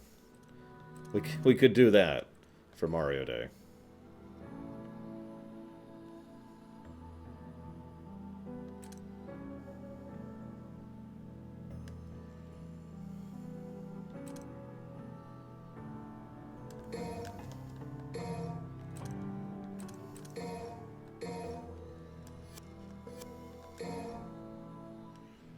I mean, there's kind of a new game plus already, Blackfile. I could just go back and redo previous missions at will. I feel like I already gave that a plus, but if I didn't, I need to.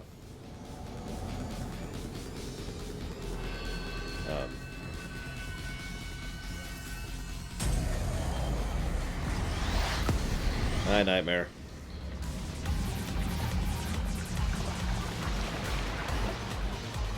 Good to see you again, buddy. Oh, Jesus. Here we go. Not the worst place to die. But that's not on my agenda.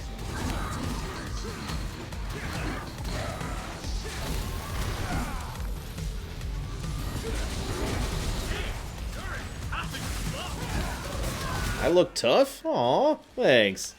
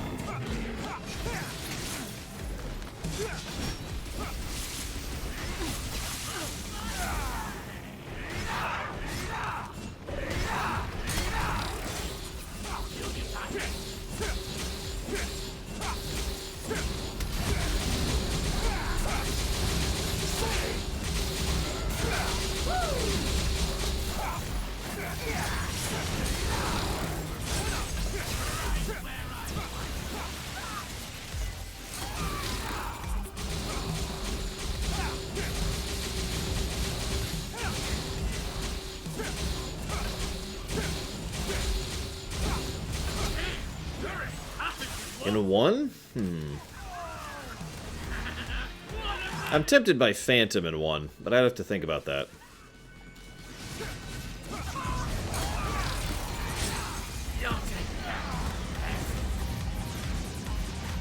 It's another real boss. Hi, Mighty Mage.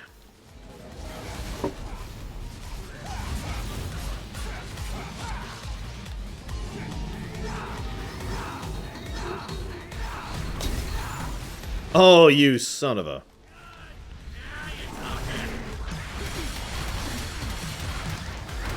Oh god, they're using new attacks.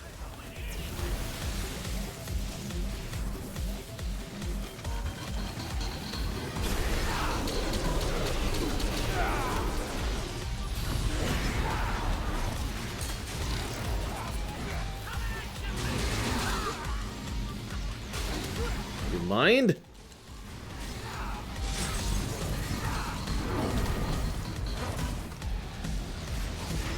Nightmare looks great with a hat, I'm just saying.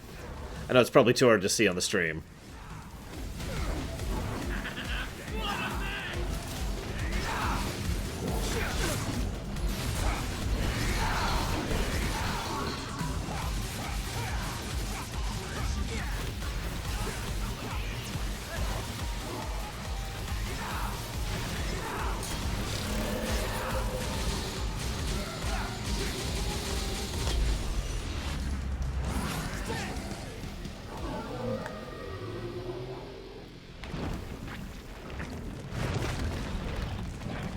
I don't know, Cord. I'd have to think about that. You got a good heart, but you're about as sharp as a marble. Perhaps. But if you had even a little bit of trouble defeating us, imagine what Virgil can do to you. Go see for yourself. Us. This is our final flight. And the end of Virgil's nightmares. Godspeed, Dante. You'll need it. Rest in peace, little chicken. It's been a bash. You know, funnily enough, They only mention God like twice in the entire franchise. We're not even 100% sure if he exists or if there are angels or any of that.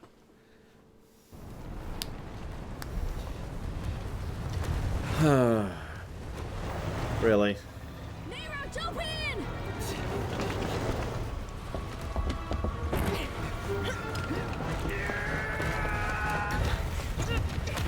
You have an arm that can grab things from a distance, dude. He's got this. We gotta go now. So this guy Virgil, you know him? Vaguely, yes. Vaguely. Dante said that guy's my father. What the hell's going on, Trish? His logic is sound. I had a hunch myself. Fair enough, Dakota. Any sense?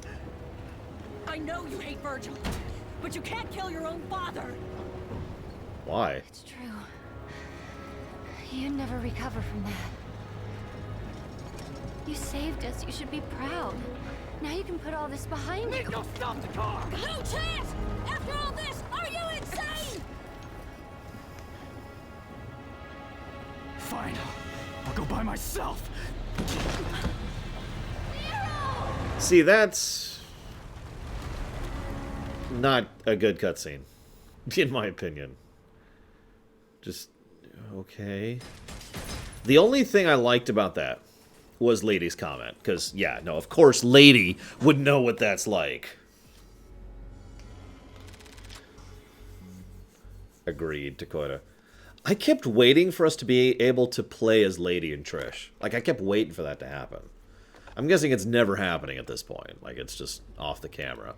Although, apparently we are getting Virgil in a DLC, so that'd be kind of cool.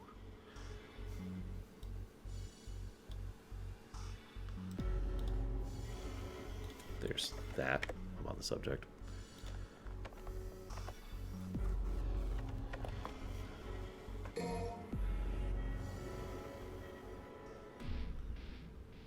So now, more Dante.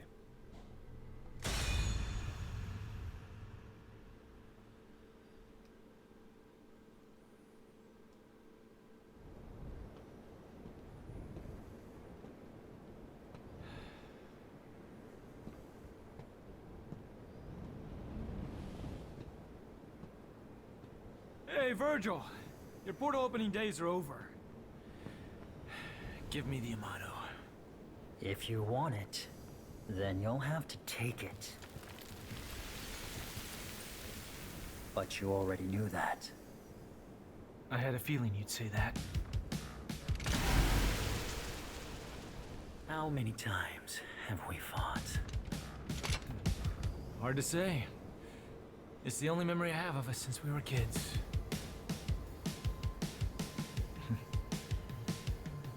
It sounds like the same guy from 3, Dakota. Time to finish this, Virgil. Once and for all.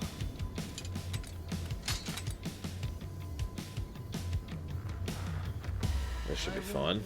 The likes of you, little brother. I like how he's not attacking first. That's actually nice.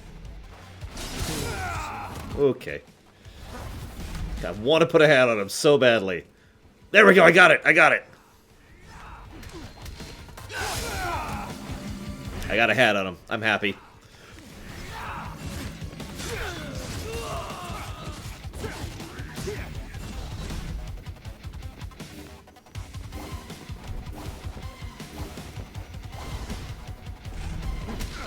Ah, too early.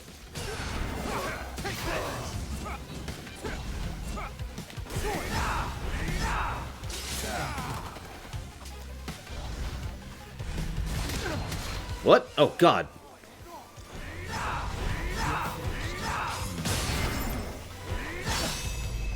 Oh. Rushing in blind all you can do. Nope, I can block too. Not as well as you, apparently.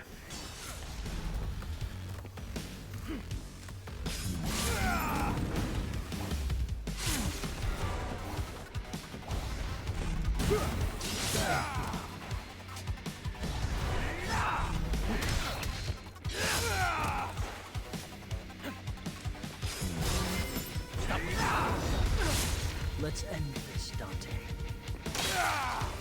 Ow. Such a fool. You're finished.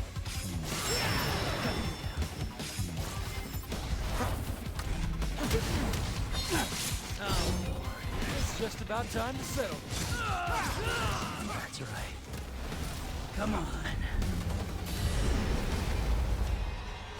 Oh, Jesus. Alright, hang on.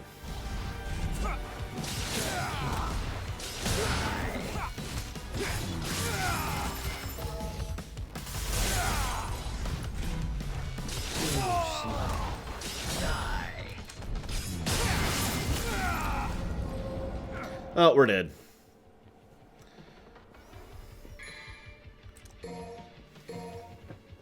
Thought I was dead?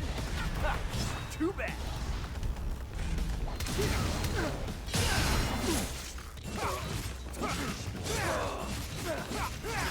Cut off your own son's arm for this? My son means nothing to me. Well, that's good to know.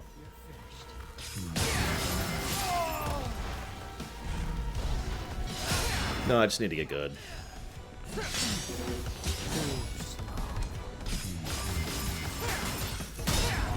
Slay son.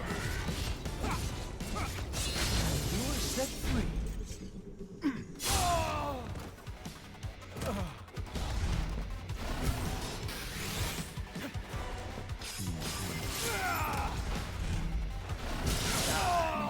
Damn it.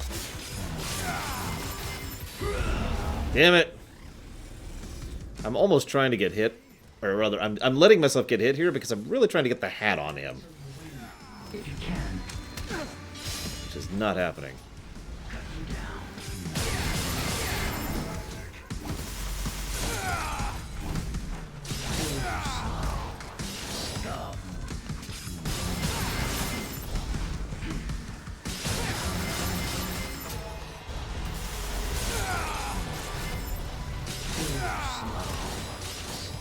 Alright, enough.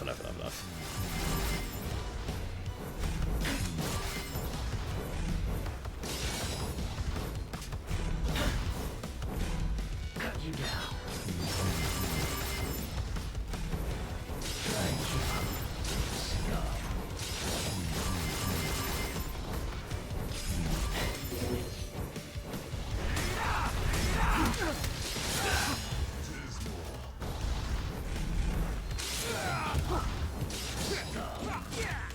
Dude, God damn it!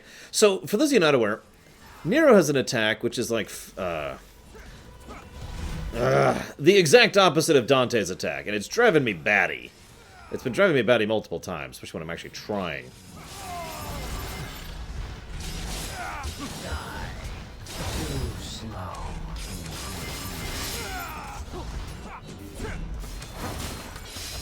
There, I got the hat on him.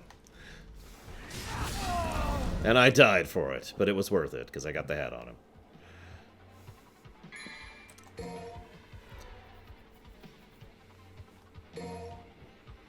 My turn now.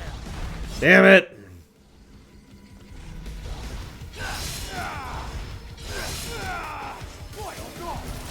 Don't move.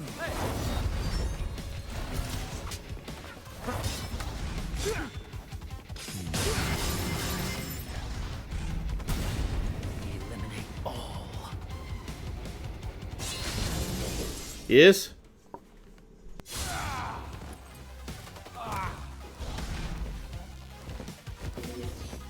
So unmute then. Hi. I am losing. I've already died twice to this boss. Gosh. I'm the guy in red. Who's losing? Well, given the fact that the other guy seems to be kicking your ass, See? and you said you were losing. She's so helpful, you know, she's... There we go. Let's try this. What is... Pasta. Oh, thank you. What kind of pasta? You like chicken? Oh my god.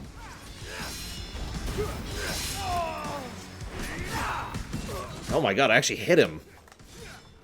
Nope, we're done, we're done. You're finished. Really hate Aren't you that supposed attack. to dodge the big purple ball without? I'm trying to block it, actually. Kind of like that. There we go. You hit him twice. Several times. He stopped being hit though.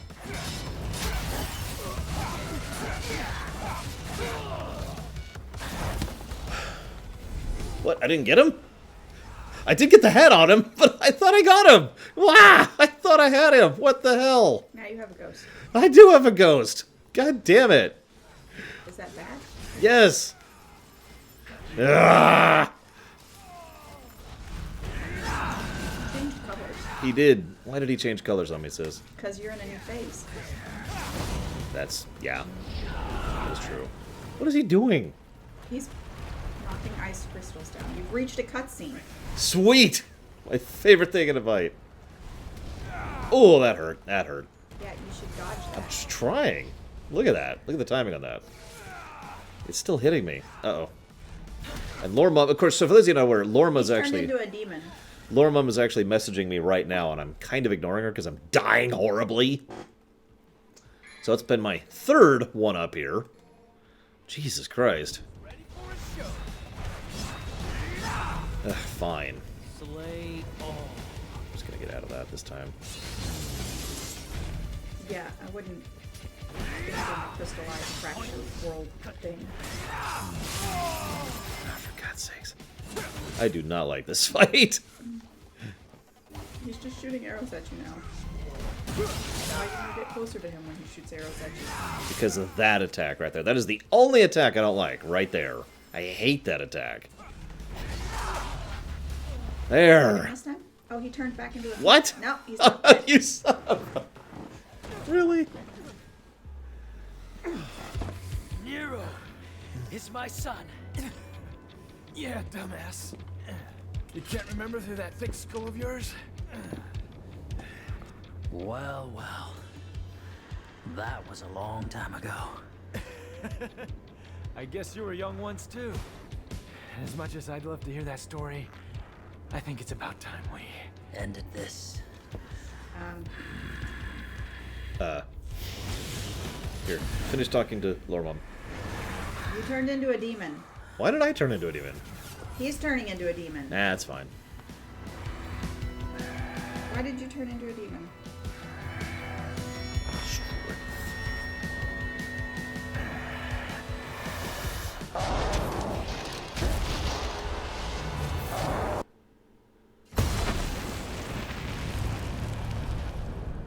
Oh, hi.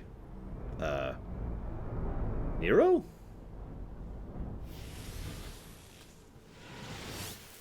I don't know who that guy in the middle is. Another demon. Yeah? I don't know who it is. I mean, I'm guessing it's Nero. Mission end. You sucked. I got a D, sis. That's the lowest I've gotten this whole thing. Even A's are pretty bad. You sense? Mm-hmm. Awesome. Thank you. She's going to be very confused. Yep. Completely switched tones. The hell are you eating? It's just frozen dinner stuff. Yeah. Why? Because it's food. Barely. Yeah. Hey, the phone's ringing. Well, answer. Hello? No, it's not. Yeah, it is. See? No, it's not. Nero? Is that you, Nero? Did something happen? Is that Kyrie? Kyrie. When I was a kid, I was alone. You and Kratos were all I knew. And now all of a sudden I find out I have a family. What am I supposed to do with that? You always know which path is right and which is wrong. There's no need to doubt yourself. Thanks. I guess that's all I needed to hear.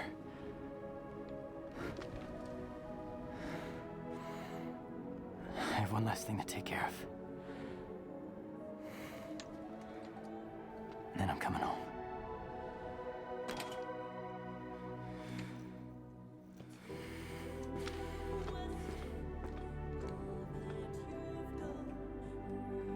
couldn't protect Credo.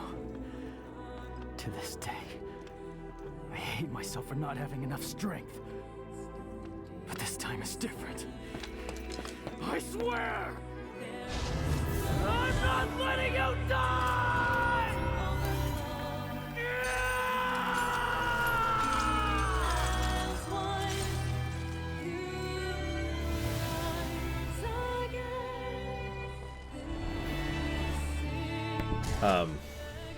My friends are my demons?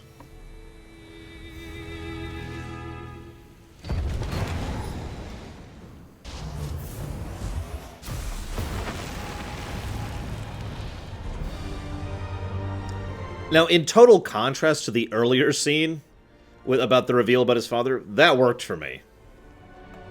That little bit worked for me.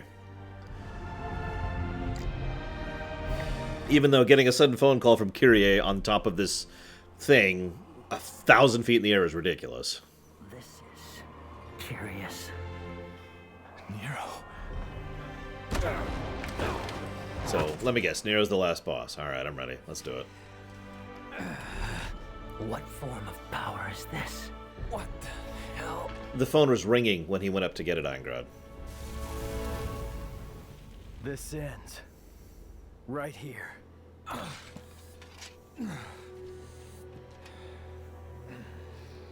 Listen to me.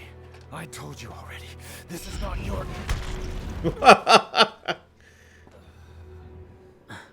You listen. Deadweight. I won't let you kill each other. There are other ways of settling your differences. There are? Putting a stop to this sibling rivalry.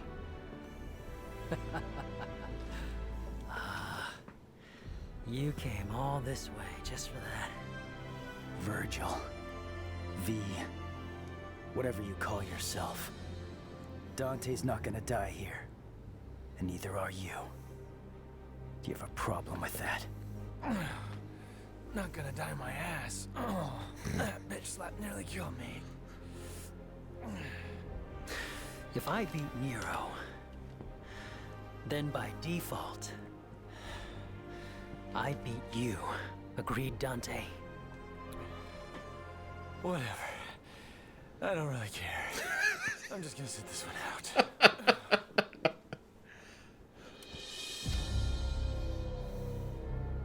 When this is over, I'll make you submit. Father.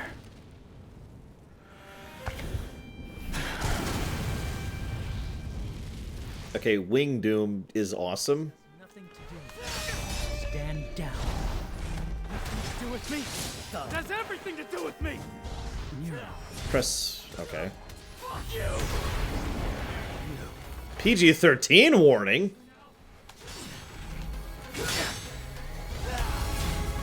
Ooh, I like the song.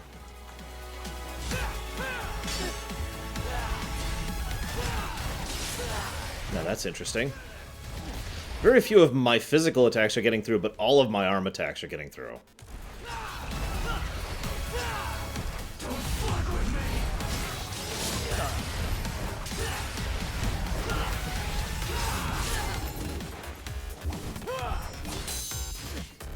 Get out of my stuff!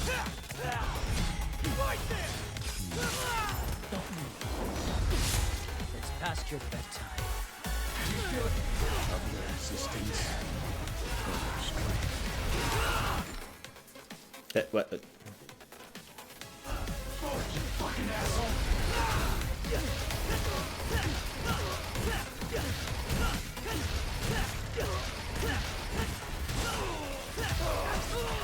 Out of the way! Get out of my So, I've talked before about an idea. Every now and again, a video game has an overpowered moment. I've talked about this many times. I've talked about this in the Half-Life lore run. I've talked about this in a lot of Final Fantasy games.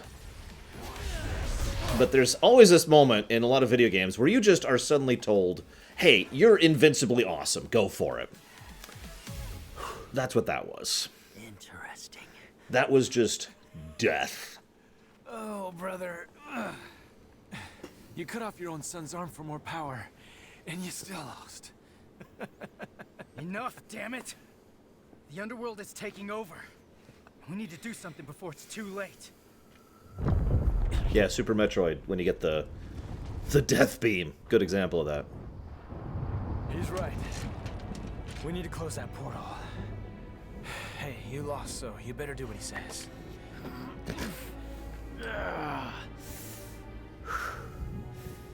I can still fight. But if those roots continue to spread through town, it'll just interfere with our business. Now, that's the smartest thing I've ever heard you say. Better hurry up. We still got a score to settle. Evidently. Wait! Where are you going? We need to sever the Qliphoth roots from the underworld itself. Then we'll seal the portal with the Yamato. Hang on.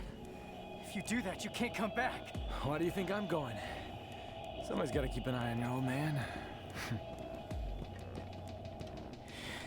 You can't just expect me to stay here while you both go. It's because you're here we can go. We're trusting you with things on this side. Capiche? Make haste, Dante.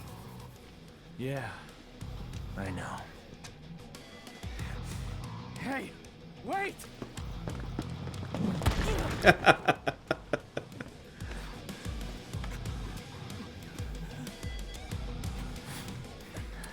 Take care, Nero. Adios. I think they kind of do to Cora, but yeah, I guess. Oh yes, Dante can fly. I guess that's kind of falling with style. Lose next time. Hold on to that until then. Oh, this is totally setting up Devil May Cry 6. Now, this is going to sound really cliched, but I kind of like that Nero, like someone mentioned this earlier, that Nero literally unlocked more power than the other two combined, arguably, via love rather than the usual methods, aggression, hate, etc. I know. It's a cliche. I don't care. I like it. That's cool. That's cool. He even had wing arms, which I for one am a huge fan of wing arms, so.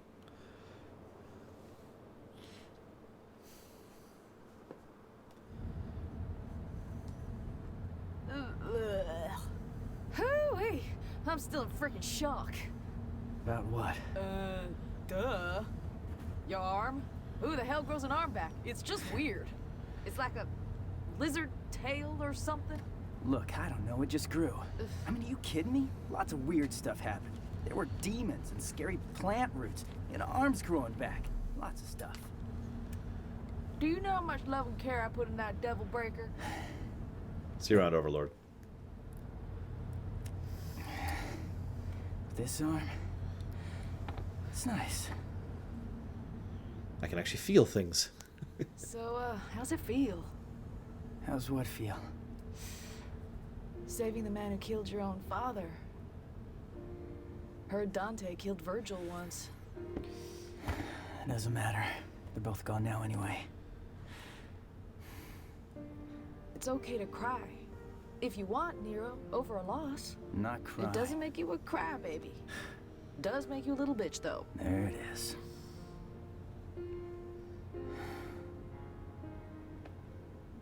You think I'm a demon?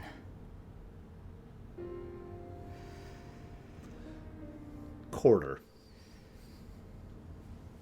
I didn't cry when my asshole daddy died. But... yeah, I know. I wouldn't be here without him, that's a biological fact. Right. All I'm saying is, tough guy, it's okay to cry if you want. I'm Devils not cry. crying. Devils cry. I'm not gonna Kittens cry. cry. Will you Meow. shut up? Will you Puppies stop cry. it? Look at you. You're Why don't you nobody's cry on my crying, all right? shoulder? Stop Come saying on, cry on cry. my shoulder. I know you You wanna. say cry again. Devil may cry. Fuck. You said it. Hey, Kitty. Yeah, I'm coming home. Oh yeah, I don't want to spoil it, but I got a surprise for you. Oh yeah, he's got a huge surprise. You shut up! No, Kitty, not you. Nico, you know. And her big mouth. See you around, Cord. Have a good one. What the hell's your problem? Where'd you learn to drive? Hey, sorry, I gotta call you later. It's time to get back to work. You remember the Devil May Cry 4 post-credits fight when you're defending Kiryu? Because I remember that, and it was actually really fun. So... There was also one in 3. Got an arm. I'm good. It's a prototype, and this is the perfect place to test it out. Look, you're gonna use it, and it's a work of art. I gotcha. And it ain't complete without you. Well, how sweet. I will admit Niku grew on me. I didn't like her at first. She felt a little bit too awkward, a little bit too weird. But she grew on me. Helps that she's a total dork and the game doesn't mind embracing that. You'll get fixed as soon as we get back. So, Devil's Cry, huh? Let's hear what that sounds like! Come on, let me kill people. Let me kill demons. There we go.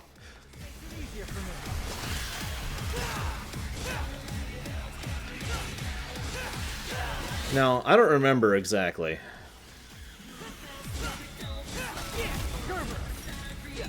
Oh, okay. God, that's weird. So, I feel like back in 3, there was like a challenge. Get so many kills or something during this mode. Anyone remember that? Or I'm just completely misremembering. Because it's possible I'm just completely misremembering.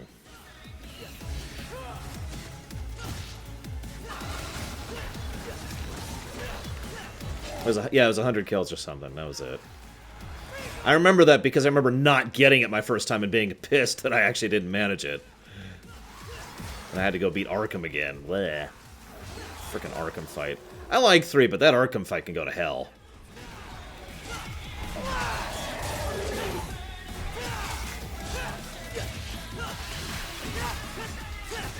You know, Ingrid, I'm not disagreeing with you, but for some reason Nero just makes more sense to me than Dante. I'll admit that I might be worse at him. It's just, it's like, oh, okay, so I hit this to do this.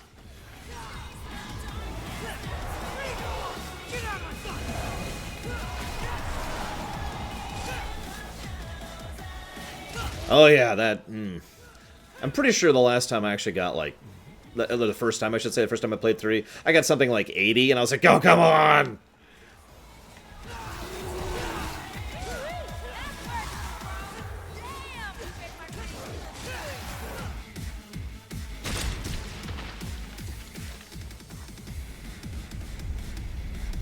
That could be exactly it, Angro.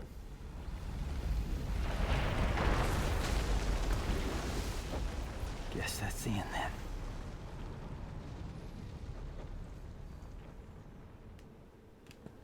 So all we gotta do is cut this thing down. That's right. I'm more than capable of handling this on my own. You're gonna need some help. And someone to keep an eye on you.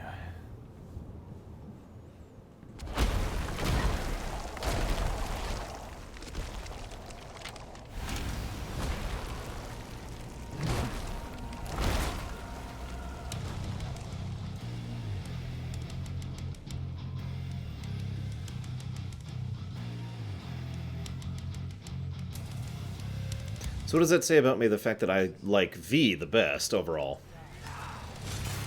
Fine by me. Let's give them what they want.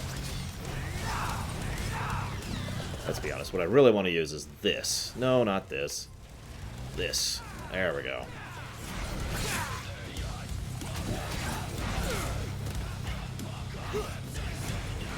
Oh, God, it's weird not having certain things.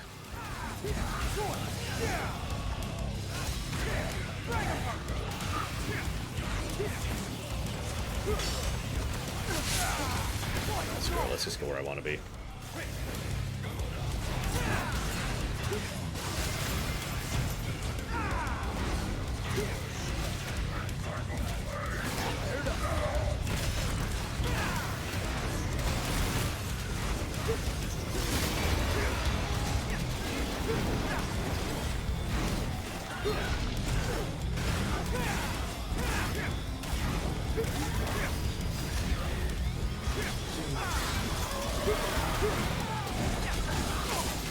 Keep wanting to dodge Virgil's attacks.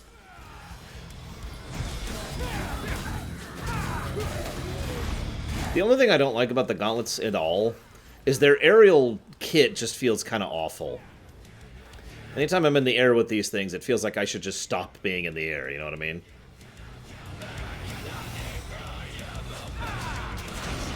Oh, Devil May Cry Aethel. Easy answer. Bayonetta is fun, but I have no real intention to replay it. Ready to accept defeat? Aw.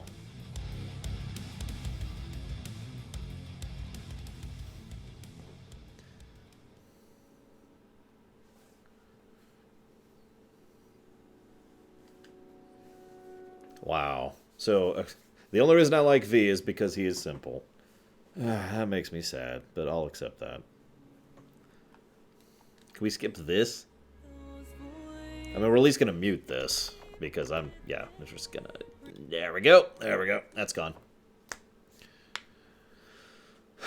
I mean, I'd like to think he did, Undead Elvis. Okay, we can skip these. I'll take that as a skippable. There we go. Stop singing. Thank you. A few weeks later. How do you maintain that figure eating pizza? Wow, no sign of him. Nothing. Yeah. I mean, you're a demon at least. Then can I have this office? Because I've been thinking it's almost time for me to settle down somewhere. No, I don't think so. I rather quite like it. Oh, I hate to spoil your dreams, ladies, but that shit ain't gonna happen. What do you mean, Morrison? See, there's this deed to this place, and I have it. Why do you? Clever little devil came to see me right before his last job. Said something like, "My dearest friend, I know you'll keep this safe because them crazy bitches..." Did I say crazy bitches? I'm sorry, I meant ladies. Anyway, the rest of the story is not important. You get the gist. I wonder if he even plans on coming back. Got me. What is important is I have a job for you two.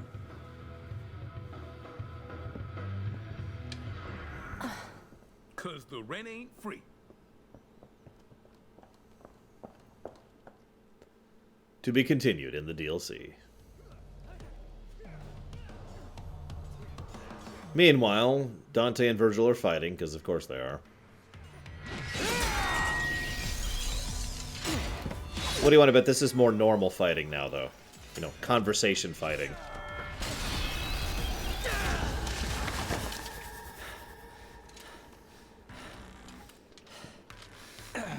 Score for Dante. I'm up one. Where did you learn to count? We're even. You know, I'm starting to think this is never gonna end. Maybe. We got plenty of time. Apparently don't need to eat or sleep in the demon world.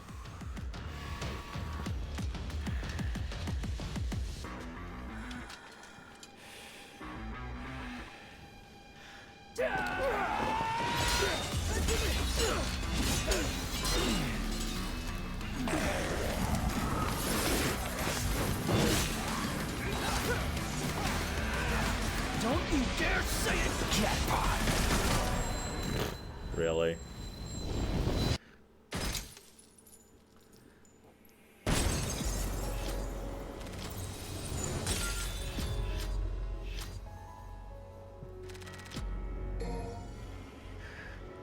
New mode has been unlocked in Sparta. Dante can equip all sorts of blades. And imports have been expanded. Costume changes reflect on the title screen. Lots of unlocks. And technically that's the end of the game, but we're not done yet.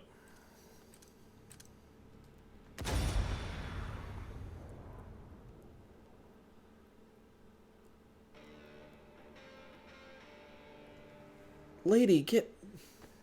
Put some clothes on! Okay, so...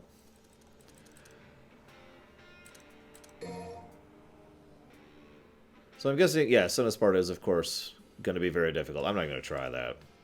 Tell you what I'm going to try. I'm going to try getting that secret ending here really quick. Hang on, hang on. And then we'll read some lore.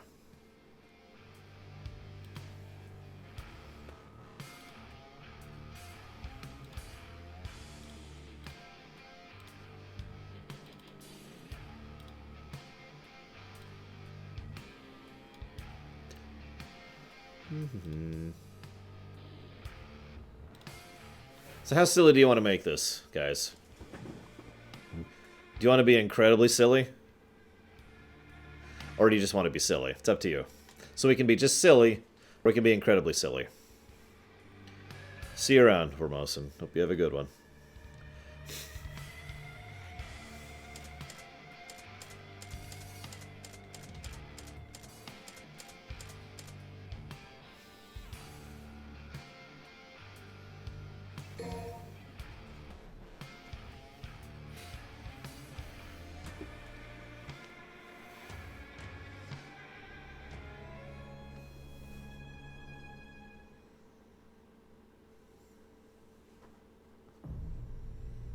Yeah, he's got white hair, by the way. Someone earlier was mentioning he's blonde.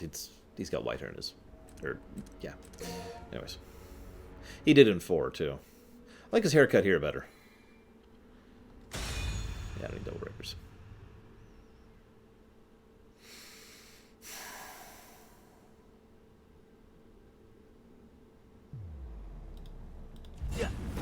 Okay, hang on.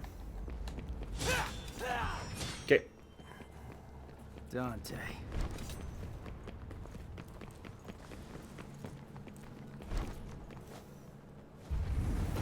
I asked if you wanted maximum silliness.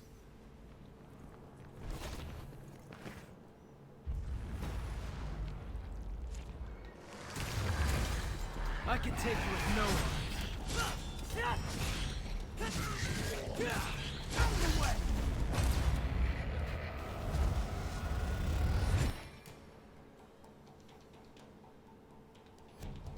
Huh?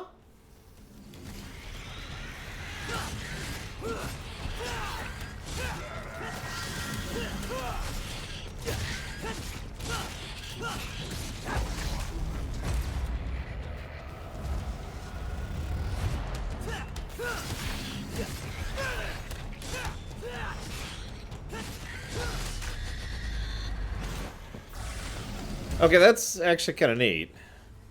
I'm guessing, so I noticed I only got 2 there, 1 for each enemy type. I'm guessing I'll get 1 for each enemy type. V, can I trust you? Either that or each major enemy. Demons helping each other out? What's the world coming to? Right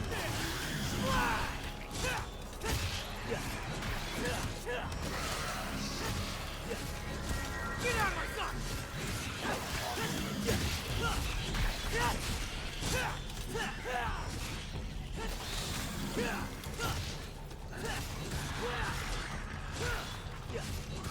Okay, that thing has some health. Jesus.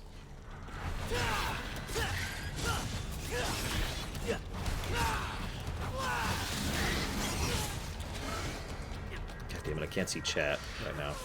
Nah, whatever.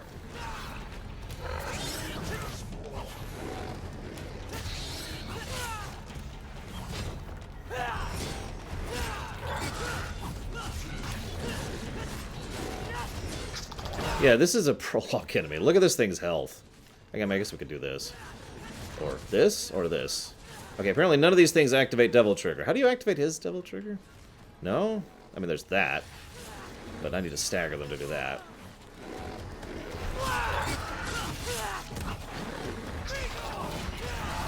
Oh, D-pad, that's right, that's right, that's right. I'm sitting here like, it's not working. Why isn't it working? Get out of my sight! Out of the way!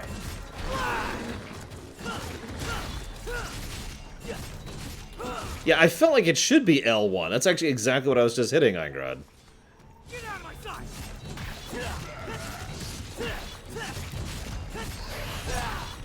Out of the way!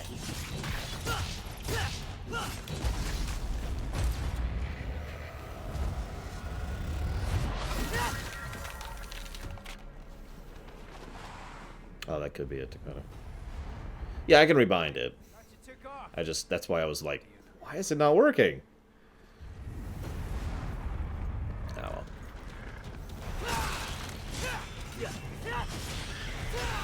Excuse me. Excuse me. Excuse me. Excuse me. Well, yeah, I didn't have his arm, Dakota, obviously.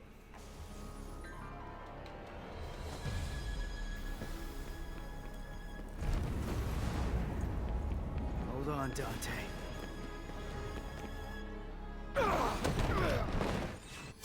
So. Wish me luck.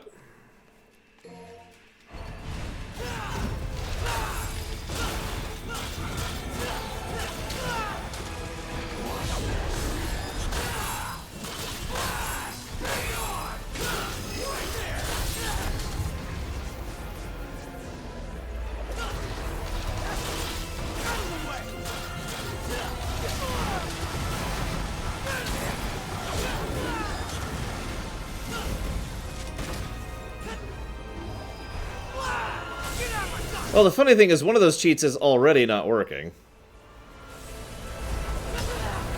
So, the joke I was just setting up didn't actually happen at all. Sadness.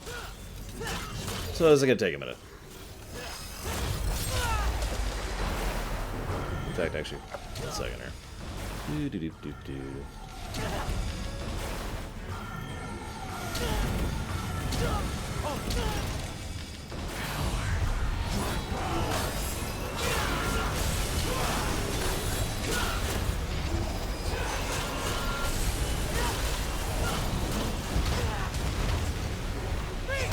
Well, I had a cheat that isn't working, as previously indicated.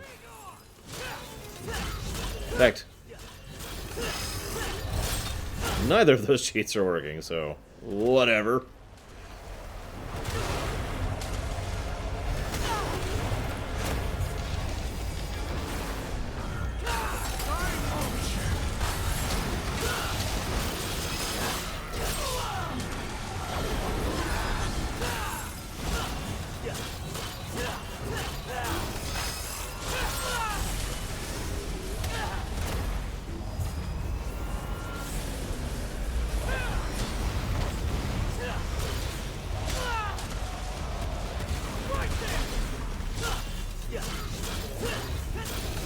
I feel like he has at least one new attack that he didn't use on the other difficulties.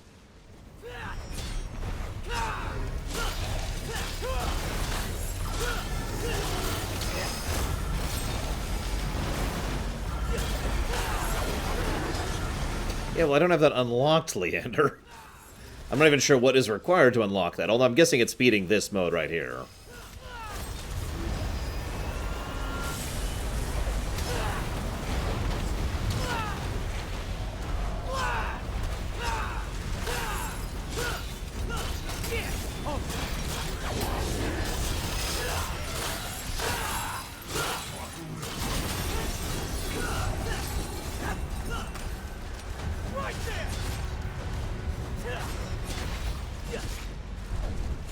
Hello. Well, I am hitting him. It's just really hard to tell. I didn't realize I was hitting him here. Oh, Jesus. Now I gotta do it again. Oh, my God.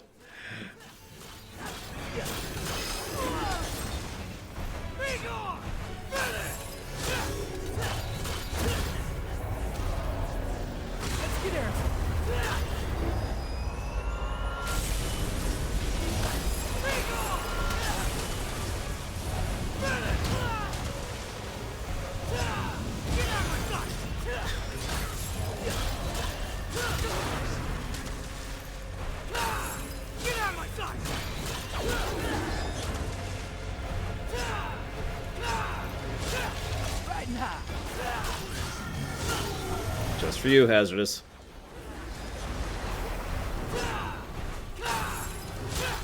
I mean, the time we fought him legit and broke his shield, it was still kind of a pain. But not this bad. Of course, we're officially on hard. Regular hard.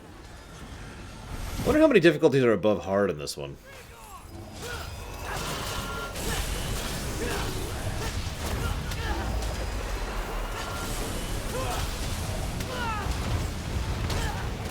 Damn it, man.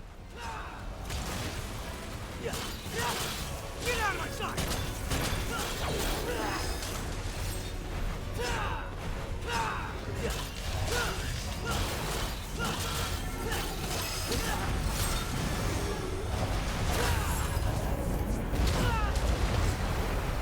So how are things going?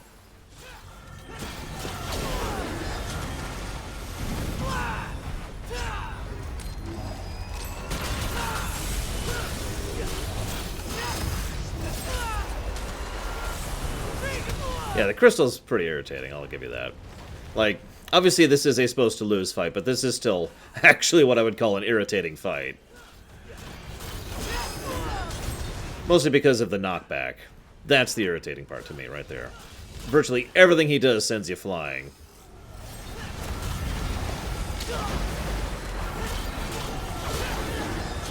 Like that. Yeah, I'd say the Virgil's Throne is probably the grossest thing in this game.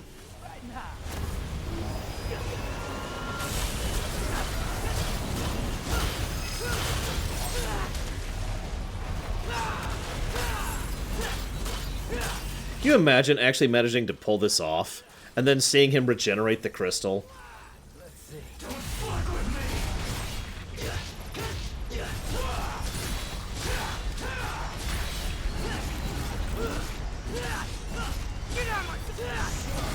Out of the way! Let's get airborne! Right there! Well, we got him to half! Oh my god!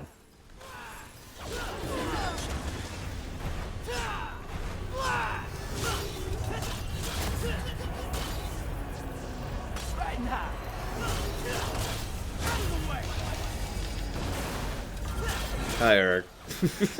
This is kind of a boring fight like this. I know, I have infinite health, but I've said my piece on this one. I don't have anything else to add to it.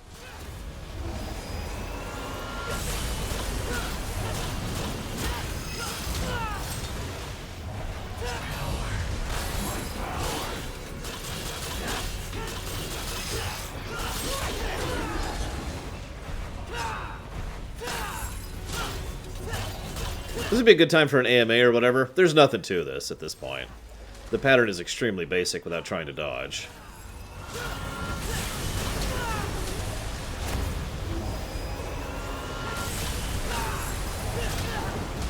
Oh, bull crap, that hit me. The fire should have hit me. Laser should not have hit me there.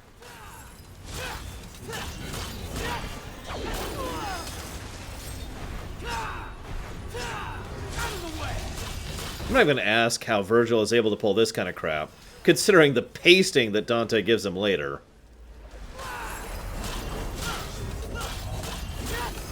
What is the reason for existence? That's up for you to decide. Where can the franchise go from here? I know I feel like I'm repeating myself, because I said this recently about Kingdom Hearts as well, but it'd be really nice to have some other playable characters. Why do I suck? Because I don't have the time or the interest to dedicate myself to a single game to get particularly good at one game, and so instead I try to be as good as I can at multiple different games simultaneously, given the nature of my show and my time availability, since I don't really play games off camera, so the time you see me playing is basically all the time I spend playing.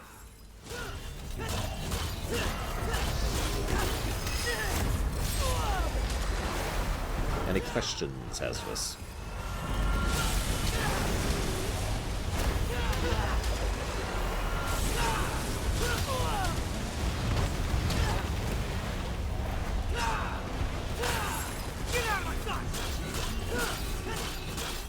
Come on, almost there.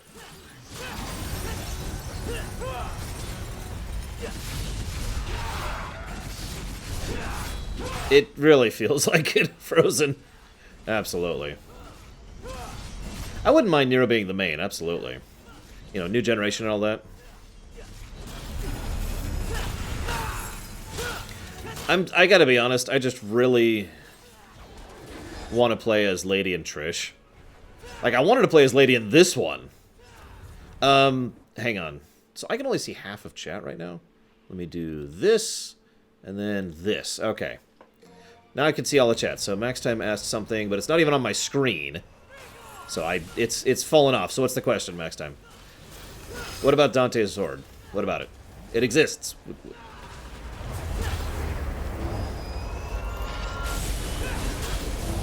I actually agree that this is a Nero game.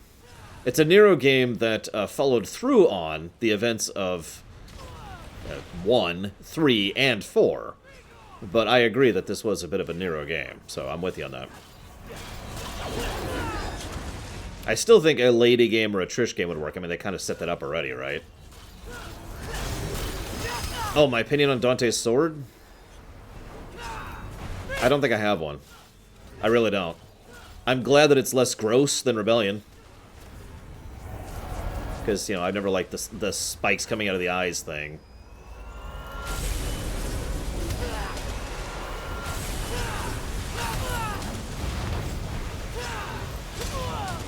See, I have never agreed with that attitude, Lava.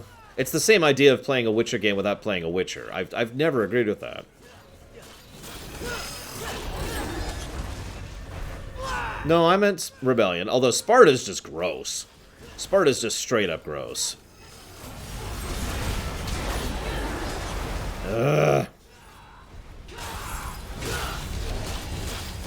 And Sparta's a frickin' spine with a blade attached.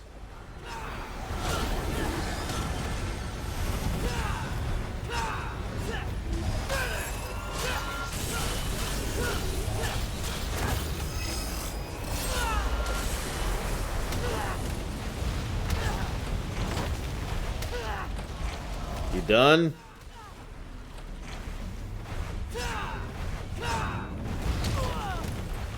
Apparently not. Let's get more to the middle here. I've kind of drifted over here over time.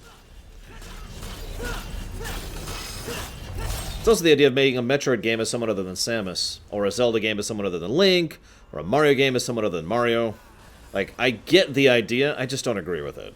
I've never agreed with the idea that you have to play the same character in a such and such game. I don't get that. I'm not saying it's a stupid idea, I just don't get it. And I don't agree with it, obviously.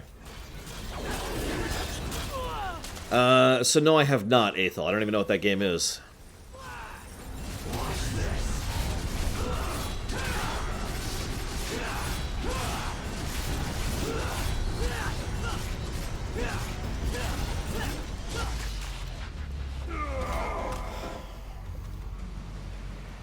Is this my limit?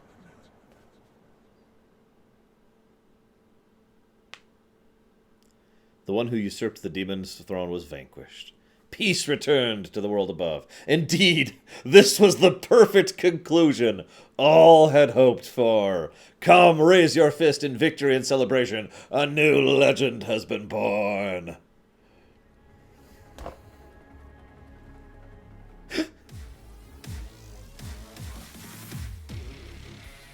Really fast credits.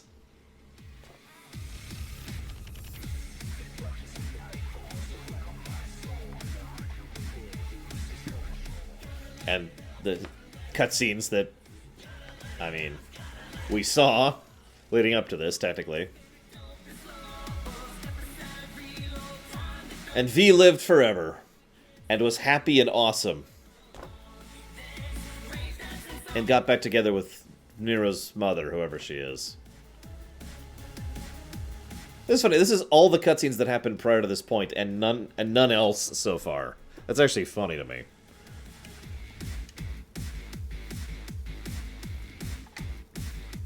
Wait. That one happened after. Okay, now we're officially after, I think. No, this is still before. That's still before.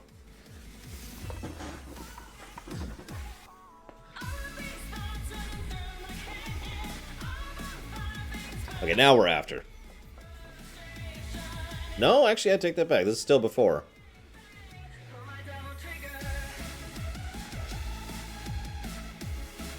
And then we win! We did it! Trish got clothes. Lady waves. They'll be in a game later, maybe. I don't know.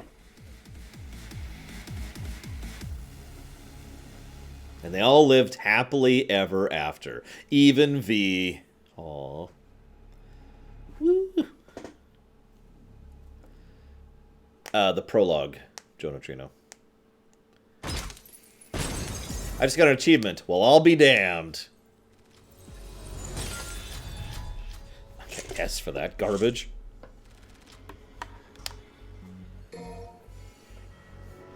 New mode has been unlocked. Dante must die. Yes, this is the canon difficulty. Devil may cry. So...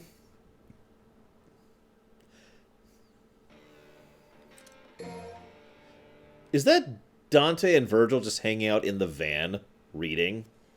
It totally is! How are you two in there? And I like how they both look really bored. Dante might die. Extreme difficulty only for the best of the best. Alright,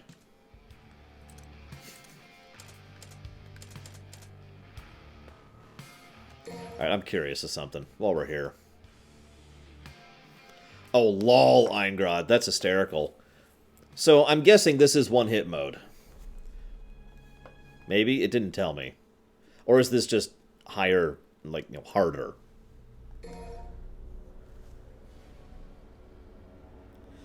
Honestly, I'm reasonably excited for Dragon's Dogma 2, but I think this is a very good game, and I am legitimately happy for this, so, you know, woo.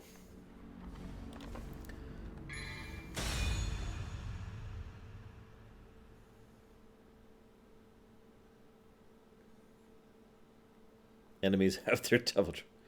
Okay. This should be fun.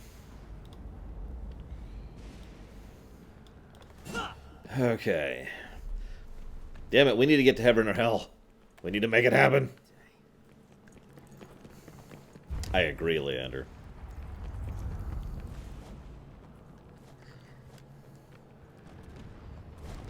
It's a PC, Lava. You cheat on a PC the same way you cheat on anything on the PC. So this is me emulating...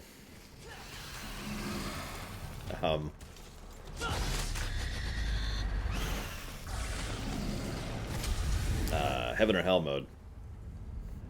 In all sincerity, I actually legitimately enjoyed Heaven or Hell mode in 3. Like, it was fun. It was a unique challenge, because some things were so much easier, and some things were so much harder. All of a sudden, the enemy... I can't think of any of the specifics now, of course, but, you know... all of a sudden, enemies that were not an issue, but are much harder to dodge... you know, suddenly became a huge problem, right? Mind.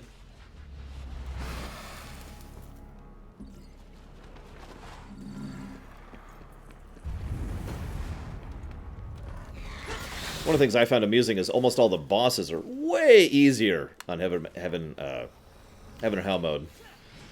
Trash mobs, much worse. Like, you get a bunch of those guys together at once.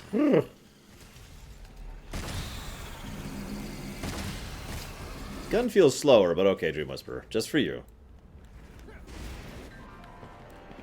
No. V is like, oh, I'm restored, and now I can live happily ever after. Thank you for beating Urizen.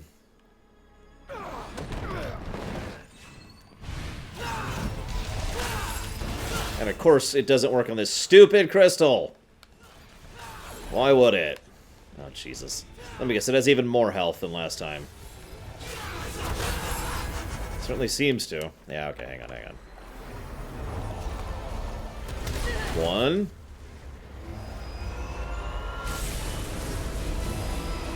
2. 3. 4. 5.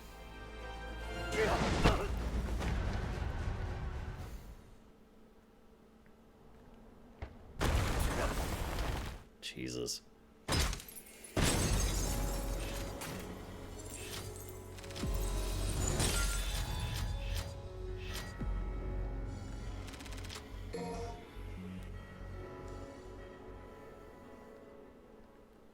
I agree, Baron. Capcom presents an awesome game. Hold the line! Hold the line! I don't know, Joe Neutrino. Okay, you know what? Just because I want you to stop bigging me about that.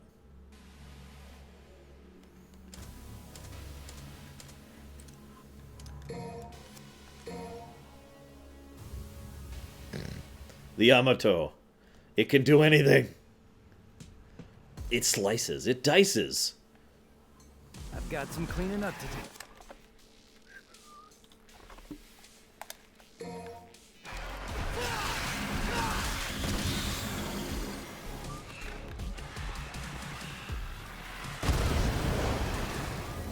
Really getting the hang of this new toy. I'm not gonna go through the whole game. Don't worry. Sure, give him more sharp objects. I just want to see a few of these.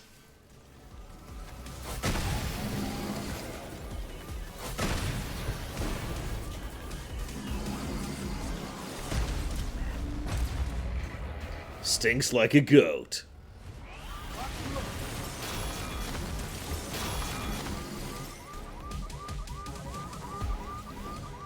Get out of my way.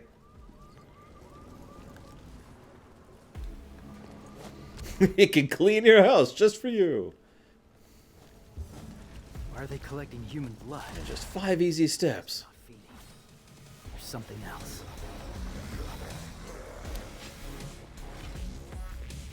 Dante would be a terrible father. You kidding me? Lovely house plant. I gave you that one. You like that? Then have some more.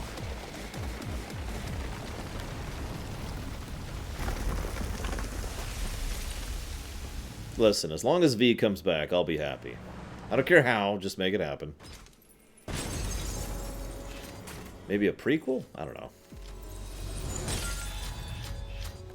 Agreed next time. I'll agree on that. Okay, since I'm just kind of screwing around at this point. Whoops, there were photos.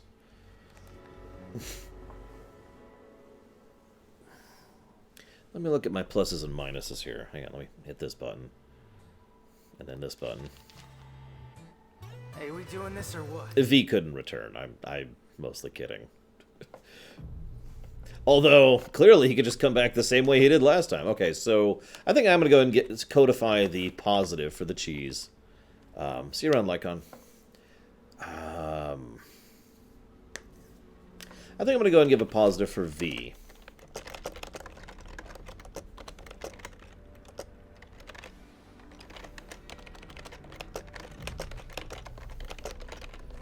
Basically, V was good, V was well presented, overall, is the positive there. I've got the Void as a positive, Combat's a positive, Combo is a positive, different playstyle is a positive, ability to redo missions is a positive, animation is a positive.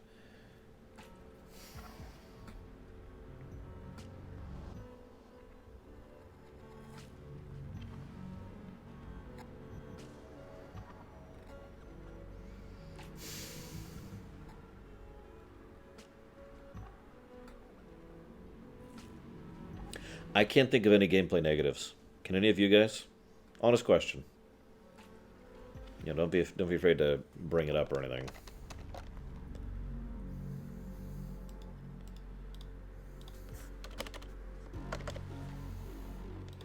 And that's, I mean, this is not the first time we've had a game with no negatives, but I cannot think of anything I didn't like gameplay-wise in this game. Not a single thing. I can't even think of something that might be part of an aggregate. No, the map design was actually pretty nice. I mentioned that earlier. No turbo mode. Which is your story negative, Takoda? No Trish or Lady. That is unfortunate, but this isn't like the... I don't want to spoil it. This isn't like the situation over in Kingdom Hearts 3. This is... It's at least not... It's not a positive and it's not a negative. The absence of Trish and Lady, basically.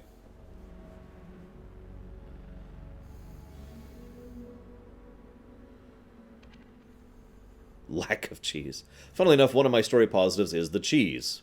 But actually, I do kind of agree about the... Well, let me think about that. There is good cheese. Absolutely there's good cheese. There's the hat scene. There's virtually every van scene. I mean, come on, right?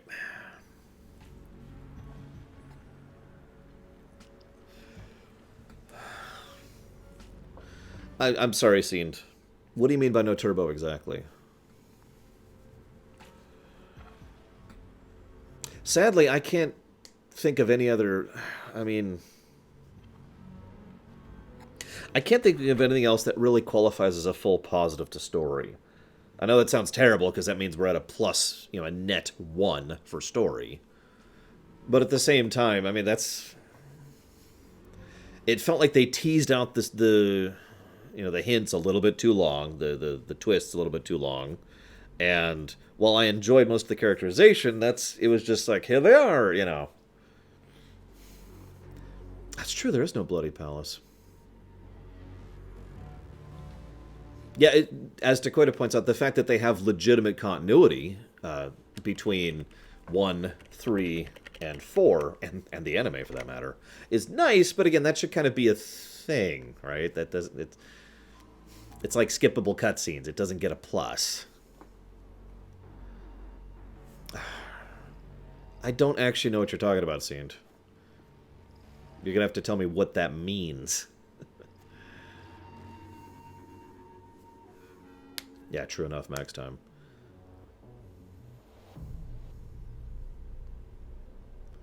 See, this is why I have no hesitation giving V a plus, because I felt like they did a good job with V as a character. I really do. But otherwise, Dante was Dante. Virgil was Virgil. Lady and Trish were there. Nico was adorable. She did grow on me. She did grow on me.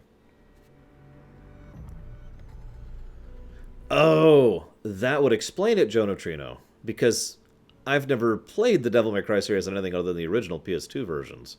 Or PS3 version in 4's case. So yeah, I've never actually... That would explain why I have no idea what you're talking about. Interesting. Turbo... that sounds cool.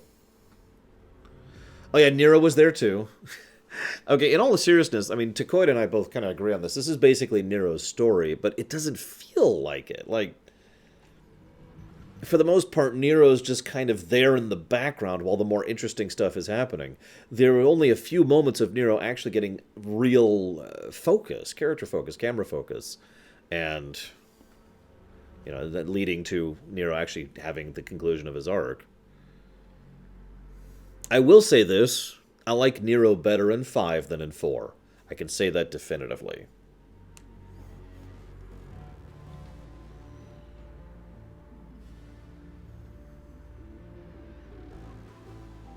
Kyrie, she was there.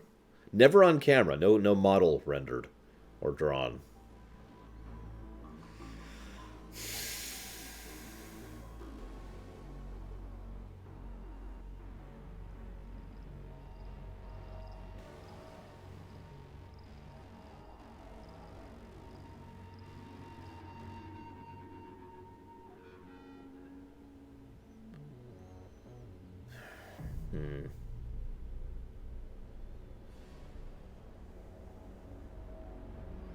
I could see that next time, yeah. Well, Virgil's going to be playable in a DLC. I think that's already been announced. I've seen a few things about that, but I never confirmed it.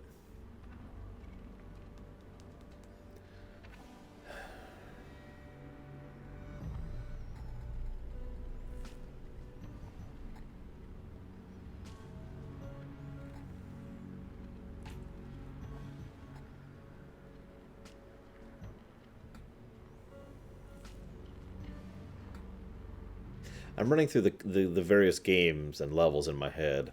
I think I actually do want to give one more... Okay, so it isn't confirmed. There you go. I want to give one last positive to gameplay. Can anyone guess what it is? Because this is...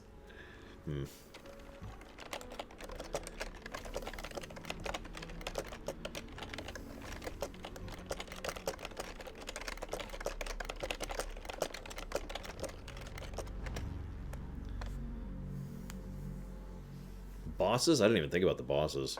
Some of the bosses were fun, but I don't think any of the... I don't know. Actually, I already gave a New Game Plus thing.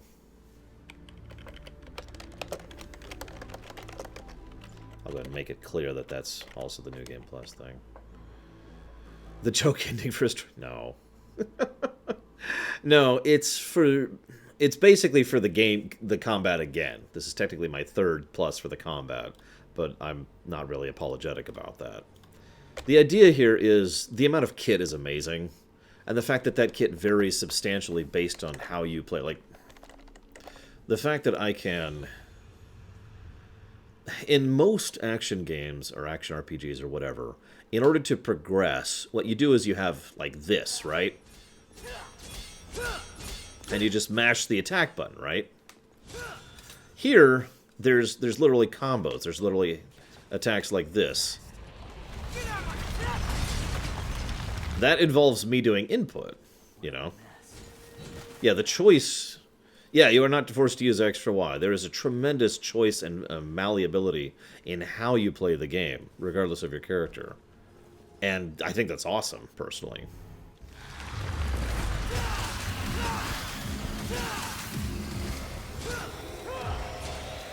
Like, all this stuff you've been seeing me do throughout this entire game is me. Like, I don't know if you've been hearing the controller down here. I've been trying to hold it down below the thing so it's not too obvious, because a lot of the moves are like back, forth attack, or back attack, or forward attack, or hold back while holding this button, and then do this attack, and then do forward attack, and so forth and so on, you know. Now, this isn't really new to the Devil May Cry series, to be clear, but that does not mean I don't think it's good. Make sense?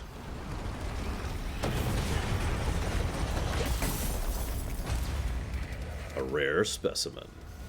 In other words, to put it simply, and this is what kind of really changed my mind in the end there, if I was to rank Devil May Cry 3, which is the one I know the best, using this exact same system, I would give Devil May Cry 3 multiple pluses for this exact same system, because of the fact that I really enjoy this style of combat a lot. It's basically everything I love about an action RPG combined, or I should say with a spectacle fighter combined with everything I love about a fighting game. You know? Now, should V be a playable style for Virgil? Yeah, no, that'd be awesome. Although, at the same time, I do think it should be, you know, like the style combo or toggle for Dante, for example. So I should mention, while we're talking about it, I should mention the last boss, which was Virgil. Not the second time, the first time, since that was clearly the more obvious and real, you know, actual last boss attempt. That boss was brutal, as far as I'm concerned. I'm pretty sure that I just didn't know what I was supposed to be doing there. I'll go ahead and admit to that on my own. But when I first started fighting him, my first thought was, okay, what I need to be doing is I need to go ahead and be in Royal Guard, and I should be ready to go on the blocking and the dodging. And I might have been correct about that, but it didn't really feel like I was correct, so I kept trying different things in order to try and get through him. And nothing was really working. Should have just hacked my way through. Seriously, why didn't you? He doesn't seem like a demon to me. What I did find interesting, though, is Virgil, of course, had this really, really good block. Like, he could block basically everything that was coming his way. Unless you actually got through him in you know, basically got him in a vulnerable state or got a perfect parry off. Now, I bring that up. Oh, that frickin' doppelganger. I bring that up because when we had our awesome moment... I need to come up with a term for that. The awesome moment in video games. When we had our awesome moment, it was... He had the exact same moveset and style. The only difference is when we activated our Devil Trigger mode, he could no longer block it. Which I thought was actually an interesting way to do that, because if you're paying attention, it was the same fight with the same difficulty and the same overall moveset. The only thing that was different was we could break his block. And the moment we could break his block, the fight went from, oh my god, this is incredibly challenging, to crushing him like a bug.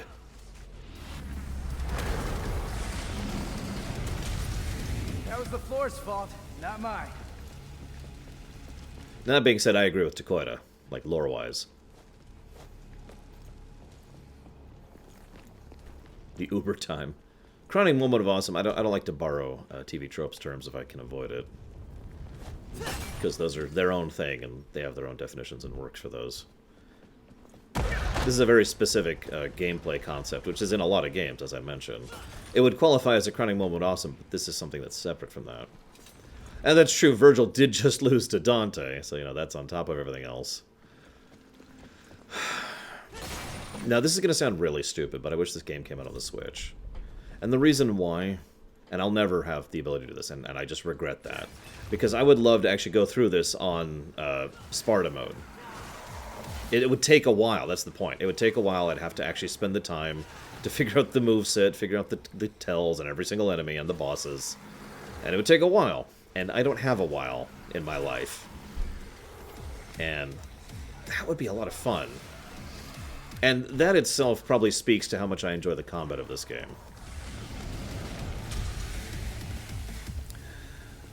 I like the idea max time, but I feel like we need to specify a little bit more. Like maybe someone earlier mentioned Moment of Lethality that was frozen. No, you're absolutely right, Baron. This is the kind of game I would relax to. I mean, I'm the one who does Mega Man challenges to relax, you know? If I could get the Joy-Cons to work on the PC at all, which I can't at the moment, but if I could, then I could absolutely play with the Joy-Cons on this, and that way I wouldn't be killing my hands every time I do it. Sick of this.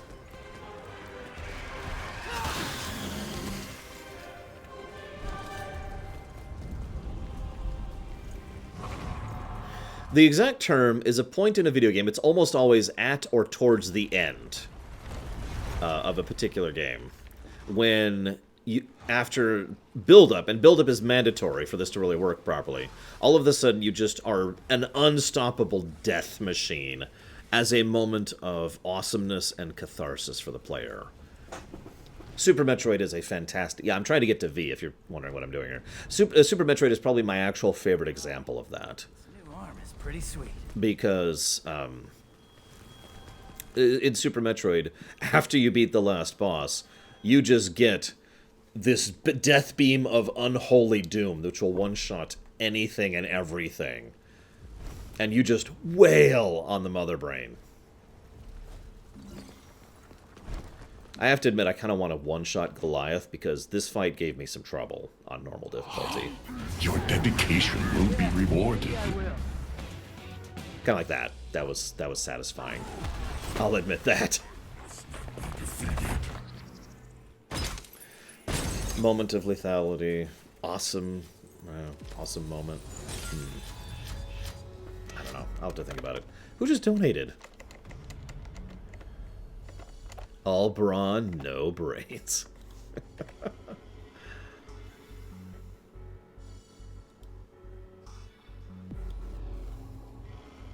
That is true, Eingrad. I will, Scene. Don't worry. Don't worry. But thank you as ever. Much appreciate the donation, Scene. Do you want to put that towards something?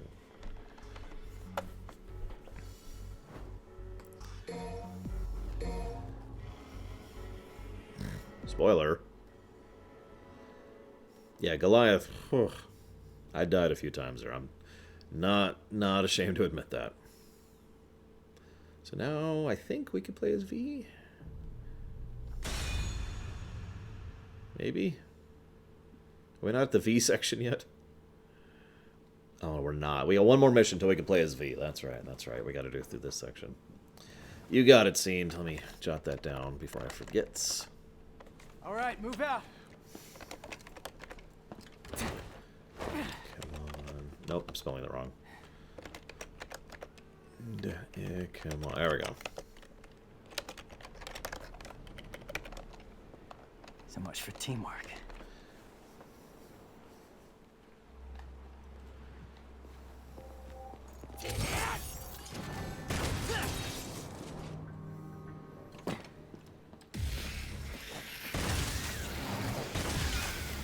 My first thought was calling it the screw you moment, but that's not really indicative, you know.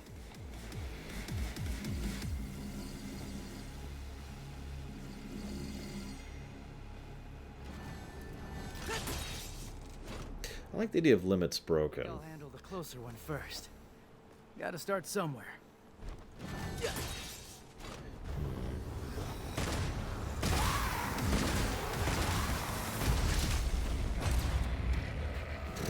But yes, there was a Super Metroid moment, whatever we're gonna call it, in Devil May Cry 5. technically the last fight. I am hell mode.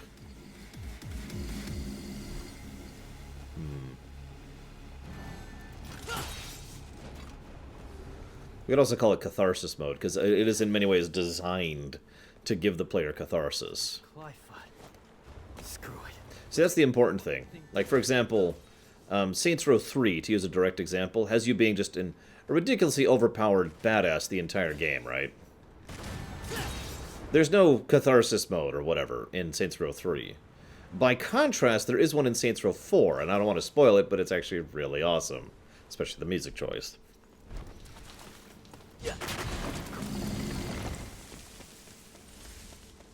I do kind of like the idea of catharsis mode. Ooh, sewer gators.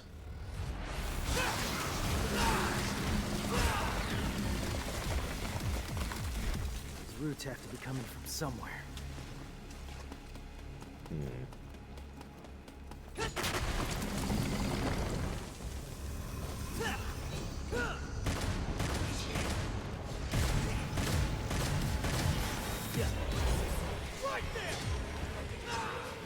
Okay.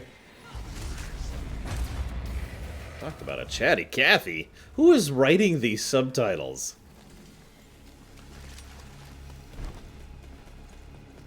I know, right, Doctor Who? I love that scene. I unironically love that scene. I really do.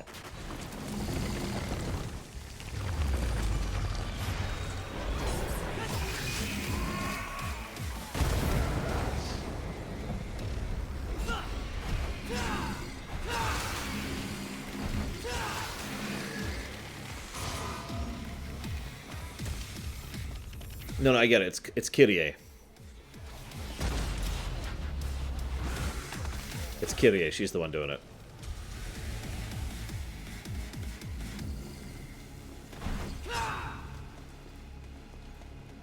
Bingo.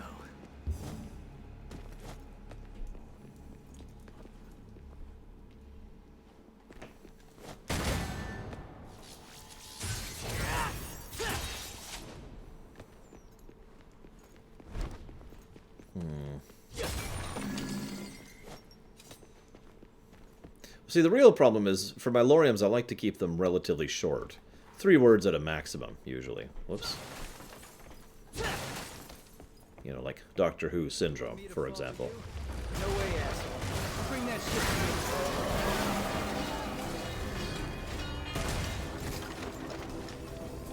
to me. Hello?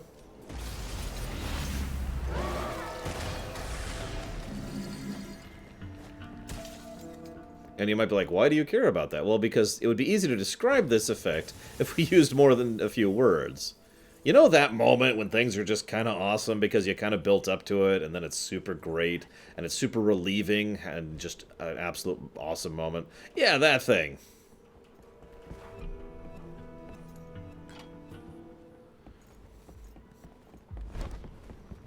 Oh yeah, that's right. I remember the dunks in 4. So this should be fun. Hi. Something different about it.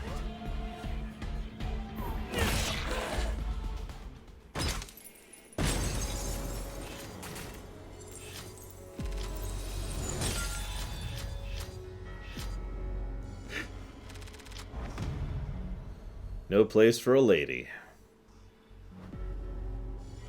Okay,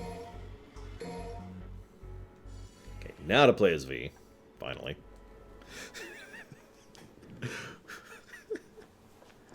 Okay. Oh god, it crashed. The game crashed. Whatever. I'm basically done anyways.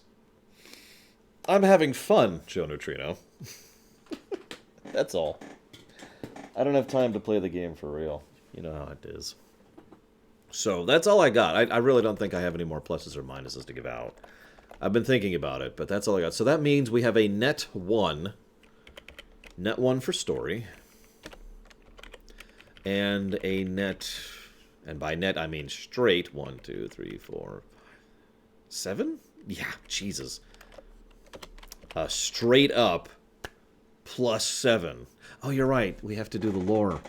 Damn it, but the game crashed! It doesn't want me to do it. So, okay, so for those of you watching on YouTube or on stream, we're just going to read some lore now, and nothing else. That's going to be the end of the stream. So if you're not interested in lore, now would be the time to bow out.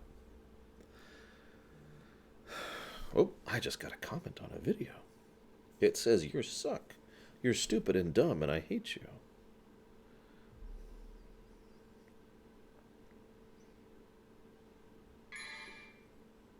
That's not what it says.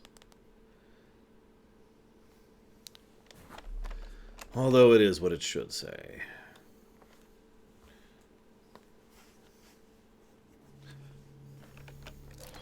Devil May Cry.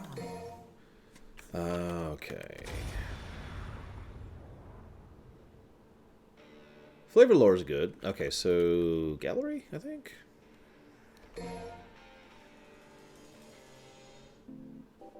Yep, okay, so Nico's reports.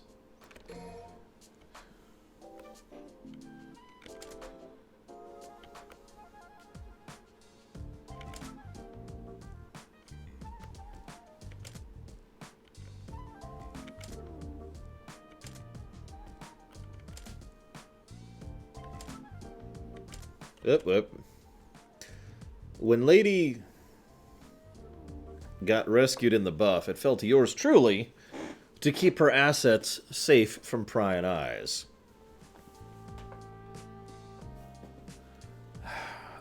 Yeah, my clothes look a little baggy on her, but that's just because she's the scrawny type. Don't mean if I'm heavy or nothing. I guess Nero would have enjoyed seeing her in something flashier, but around here you gotta be thankful for what you get. If there's one word for Lady, it's prolific. She's done Devil Hunter gigs all over, and back when I was running my gun shop, she was one of my best customers. Why she call herself Lady? Heck if I know. I ain't gonna pry another gal's private business unless she stops paying her gun tab. Come to think of it, I never seen Lady do anything that didn't involve killing demons. She's kinda messed up. Lady maybe just be human, but when there's hellfire and bullets start flying, there ain't many others you have by your side. Her getting taken down by this Demon King is enough to give me the jitters, blah blah blah. Okay, we actually already saw that. Hang on. Back. Dying V. Our pal V is not in peak physical condition. Seems what little demonic power he has is all that's keeping him together. If that power dries up, it'll be a little difficult for him to maintain his human form. Of course, this ain't a problem for normal humans or demons. V's keeping secrets. And whatever they are, they gotta be connected to his current condition. Awakened Dante. I knew the one and only Dante couldn't stay down for the count. But to absorb rebellion and Sparta into himself to unlock a whole new level of power, whoo-wee! These legendary types sure know how to make a comeback. I knew he was out of the action for a whole month, following his ass kick into the hands of the Demon King, but for some reason the Qliphoth was pumping him full of demonic power the whole time. Not only did this speed up his recovery, it seems it even made his beard and hair grow out. If you're a demon and you see this, you know you've screwed up. This is Dante's getting it done look. He may only be half demon, but when that half is the blood of Sparta, that is some high-octane gas you're working with. Most full demons don't stand a chance. Not only can he move faster and hit harder than anything else in the room, his wounds heal up in a flash. This is the full demon killing package. Dante's true form, with the two swords absorbed into him, his true powers awakened. He can't stand this form for long, but overwhelming power doesn't have to last long to deal devastating damage. With the power of Sparta unleashed, there's no telling the strength Dante has at his disposal. Maybe more than Sparta himself.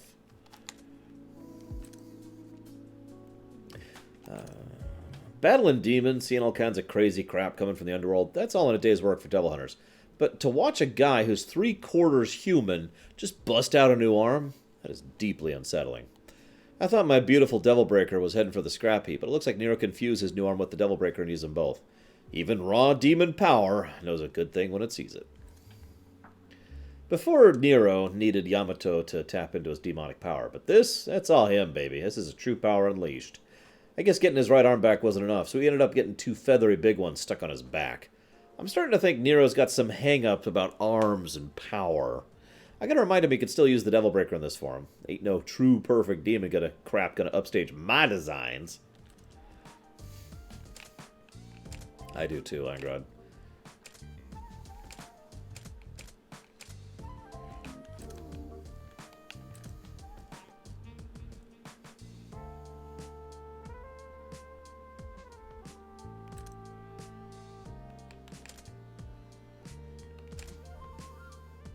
Dante's mom, the woman the Dark Knight Sparta fell for, in other words. Must have been a heck of a gal to snag the legendary Dark Knight himself. I guess her feminine instincts were so strong, even giving a demon a hug was no problem for her.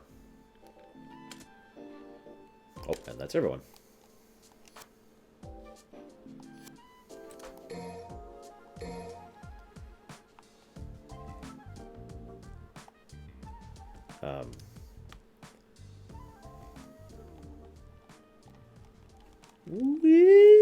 Okay, anyways. Seems like you'll be running into a lot of these ugly suckers. And I mean suckers, literally. The good old folks of the Redgrave have had their blood sucked dry by these little worker ants. Once the creatures have a butt full of the red stuff, they carry it off to the Qliphoth. Well, on the plus side, they're pretty dumb. They even ignore you and keep working until you turn on the heat. Be careful, though. Worker ants don't seem so weak when you're getting swarmed by them. If you thought those other bugs were bad, you're really going to hate these guys. That green stuff there, it ain't any kind of blood. It's a healing nectar that'll fix up other demons' wounds in no time. My recommendation, kill them first before they make themselves a nuisance. Oh, and it looks like they spit some kind of poison juice, too, so maybe bring an umbrella. Whew, mama is a rare one. Just goes to show the power of blood. This one sucked up so much of the red vino that it's crystallized its body.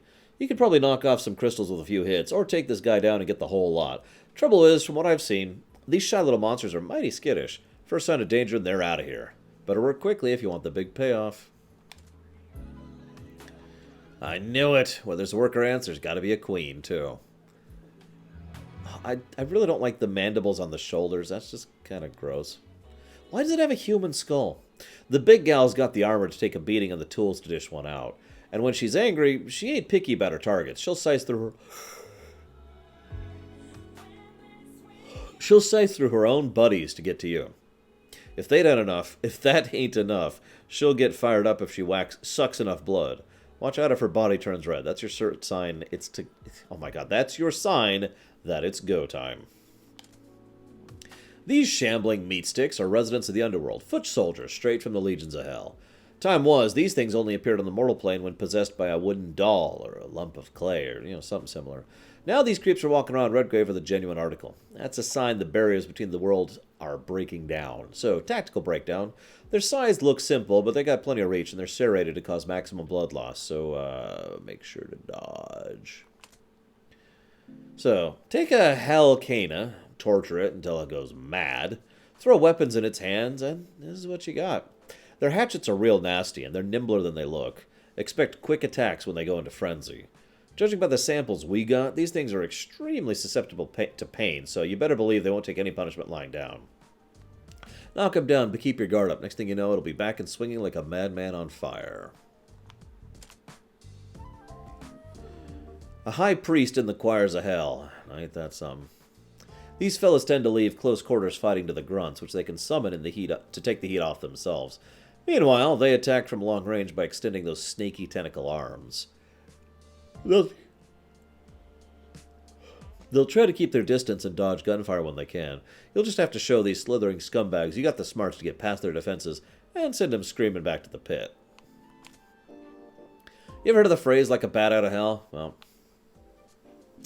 these leathery little pests have got some kind of combustion chamber built into their biology. Meaning, they breathe fire. On their own, these critters ain't going to burn your ass up too bad. Just watch your back when a whole swarm tries to crash the party. We've both seen a lot of weird things coming out of the hot place, but this one's really something special. You see how the combustion chamber is mounted on its spine, so it spits flame and sets itself on fire? That's the kind of design I can get behind.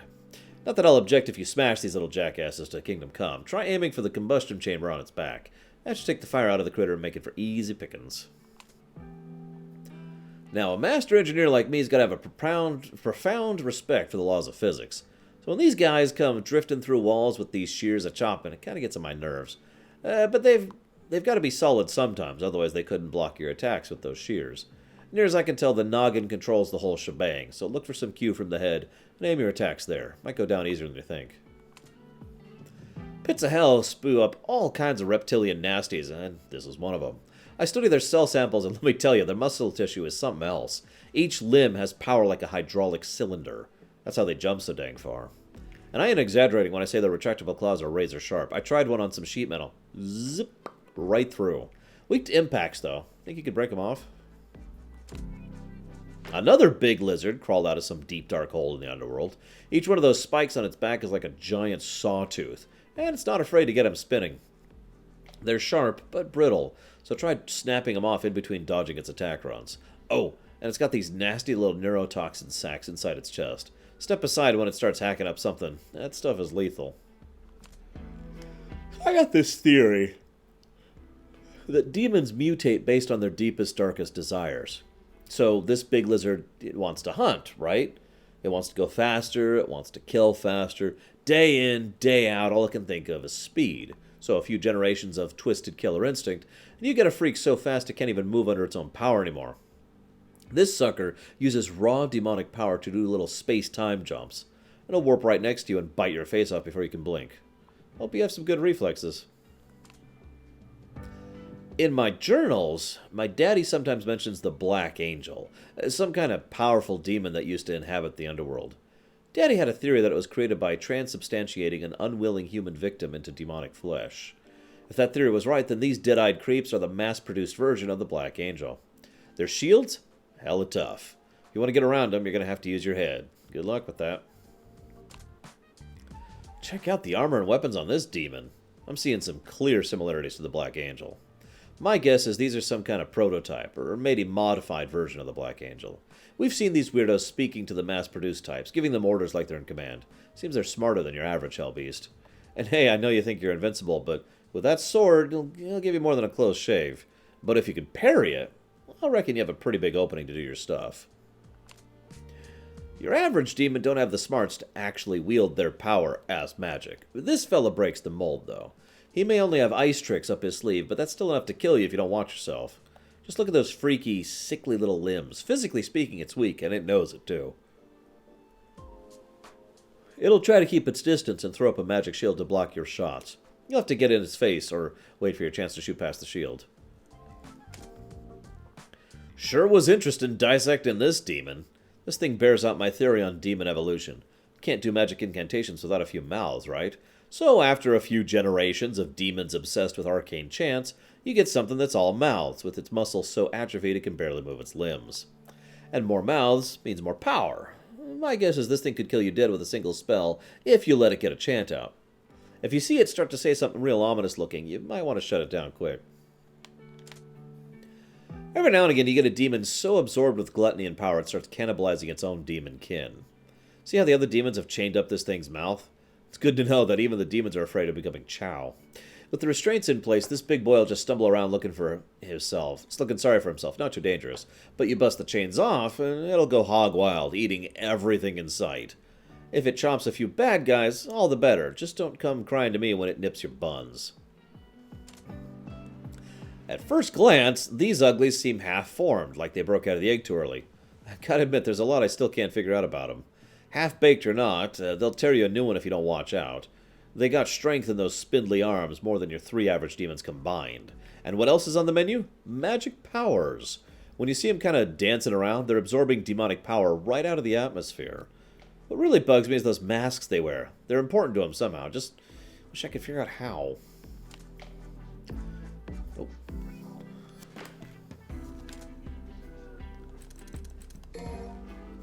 Geryon are listed as Equus Demonicus in some of the oldest demonology texts. That's horse demon to the uneducated. You keeping up okay, sugar? Anyways, these demons seem to come in all sizes and shapes, but the common thing they have is power to mess with time. They're also proud. This is not a horse you just jump onto and ride around. So, if V's telling the truth, the way that knight was able to ride this is some pretty impressive stuff. Whatever sorcerer it was that cooked up the original Black Angel, someone's been mighty busy perfecting it to make this fella. Retractable shields built into both arms. Its attack and defense is a single package, and with that demon gal Trish stuck inside, it could blast lightning all up in your face too. Let me tell you, I got a lot of respect for the design. Sure wish I could have seen this one myself, but I guess I'll have to quiz Trish and Dante about it instead. Gilgamesh is the kind of metal that can be mined from the bedrock of the underworld. You fuse it with demon flesh, and you've got armor harder than steel. That's what we got here. So, it seems somebody decided to fuse the roots of the Qliphoth with a batch of Gilgamesh, and before you know it, there's this 3-story metal demon walking around. The really bad thing about Gilgamesh is that it can create shockwaves out of thin air. That's how this varmint was blowing things up from a distance, and it means running won't do you any good. If you want to kill something like this, you're going to have to get up close and personal.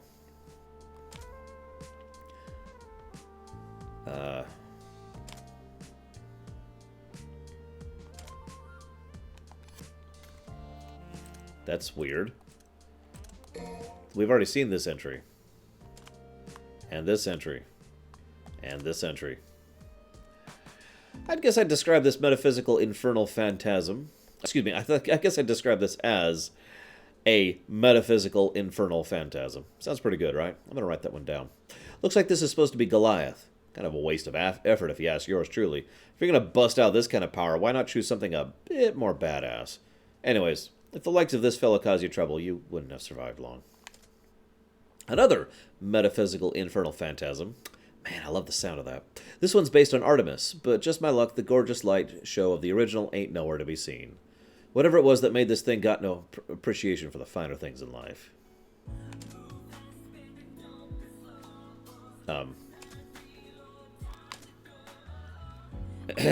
What we have here is a metaphysical, infernal phantasm. I got an inkling that these are yanked out of the target's memory and manifested to go on the attack.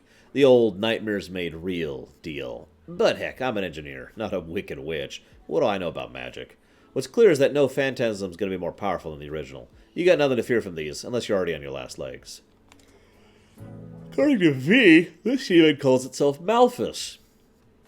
Judging by the different body tissue of the upper and lower halves, I think it used to be 2 separate entities. My guess is some arcane sorceress type fused the bird onto herself, but then realized she couldn't keep the bird under control. By the way, this bird was still a little chick. If you get it all grown up big and strong, we could have had a real problem on our hands. Everybody knows that when you see a big mutt with 3 heads, that there's a Cerberus. But Dante managed to run into the king of the whole bunch? That guy's moving up in the world. Well, you gotta hand it to the king wielding fire, lightning, and ice ain't no mean feat. But like all Cerberuses, just like all Cerberus, under all the king this and your majesty that, he ain't nothing but a glorified guard dog. I wonder if Urizen was upset about what happened to his pup.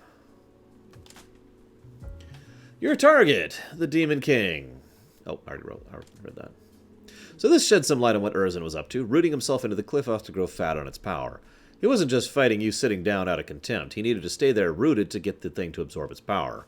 That makes it all the crazier that he cut himself off to move around. Those shreds of the Qliphoth left on his body look like a real headache, attacking and defending at will. How are you going to get out of this fight alive? I'll never know. So, all that blood, all that life force focused into the fruit of the Qliphoth. When Urizen ate that thing, his whole King of Hell gig seemed like nothing. He had the power to shake the foundations of the world. He was so damn powerful, he just cast off the vestiges of the Qliphoth that were his weapons and armor. They were only slowing him down. From then on, all he needed was his own physique, the ultimate expression of killing power.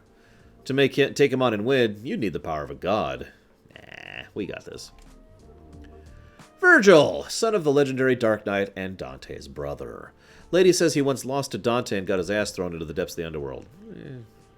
Later he turned his sword, the Yamato, on himself, using its power to cleave demon from human, and so sever everything that was holding back his demonic side. So V was the humanity left by the wayside. And they're back together now, and Virgil's weakened days are over. Seems crazy to think the weird bastard who ripped your arm off was Virgil all along. And once he took Yamato out of your torn-off arm, he could use it to its power to cut the human side out of himself. But even with all that raw power, he couldn't take down Dante. Yes, Dakota. And hi, Dwalin. What's the story negative? I don't remember right now. It's on the document. When he cast down his quest... even with all that power, he couldn't take it down Dante. What he cast down in his quest for strength turned out to be the most important thing of all. Yep.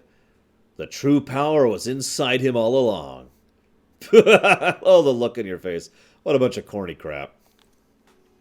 So, Virgil's true form. He always thought that his humanity was stopping him from unleashing his full potential. Well, he's sure got his demon powers figured out now. Guess this is the payoff for his time being Urizen. And this form, Yamato, the source of his power, is stored in his arms.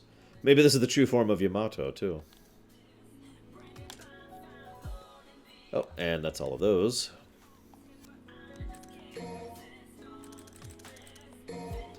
I think I might have overdone it this time. I wanted to craft something to power up your sword and gun, but the output of this thing borders on absurd. You might have a little trouble wrangling it. But hey, who doesn't like a little piece that's hard to handle? Treat her right and she's bound to come around. The Underworld metal we got off of Gilgamesh is known for the shocks it produces. But get this, instead of just using it to shoot more shockwaves, I developed an arm that stretches out into a thin, powerful weapon. It's stronger than your wire, too, so I bet some of the enemies you can't pull in normally won't pose a problem with this one. Of course, you could always just wind it around and slice them to ribbons, but hey, whatever turns your crank. Bending the laws of time and space is a hell of a feat, even for someone as awesome as me, but thanks to this Garyon chunk V brought back, I've done it. I have weaponized time itself. Great, ain't I? Amazing, ain't I? This will stop even the peskiest of demons in their tracks, until it wears off anyways. Man, processing that material takes some fancy handiwork. I can't make a bunch of these, so use it wisely. And I do mean use it wisely, okay? I had one goal in mind with this beast. Recreate the demonic arm that bastard tore from you. I bet you've been itching to chuck around baddies again, am I right? Well, rejoice! I did it.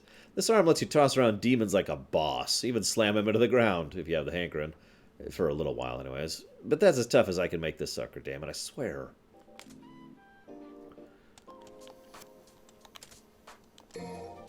The sword left to Dante by his legendary demon daddy, the Dark Knight Sparta.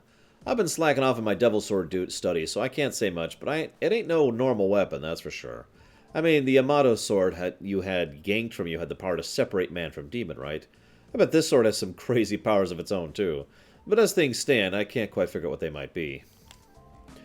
The sword Sparta bears more than the Dark Knight name. It gives off an ominous and somehow divine power. That's why it's got a spine in it. I hear the thing's brimming with demonic power, but only a few tough hombres can actually wield the dang thing. I'd love to spend some quality time experimenting on this blade, but yeah, I'd better not. I'd only get chewed out. A new Devil Sword, born from the fusion of Rebellion and Sparta, the Devil Sword, Dante. Looks like Dante's following in his daddy's footsteps, swinging around a demon blade with his own name. I don't know if he used his own power to fuse it with Sparta, or if it was Rebellion's doing, but either way, anyone can see this weapon is one hell of a weapon. There's an area in the underworld called Fire Hell, once ruled over by a big nasty beast called Belial.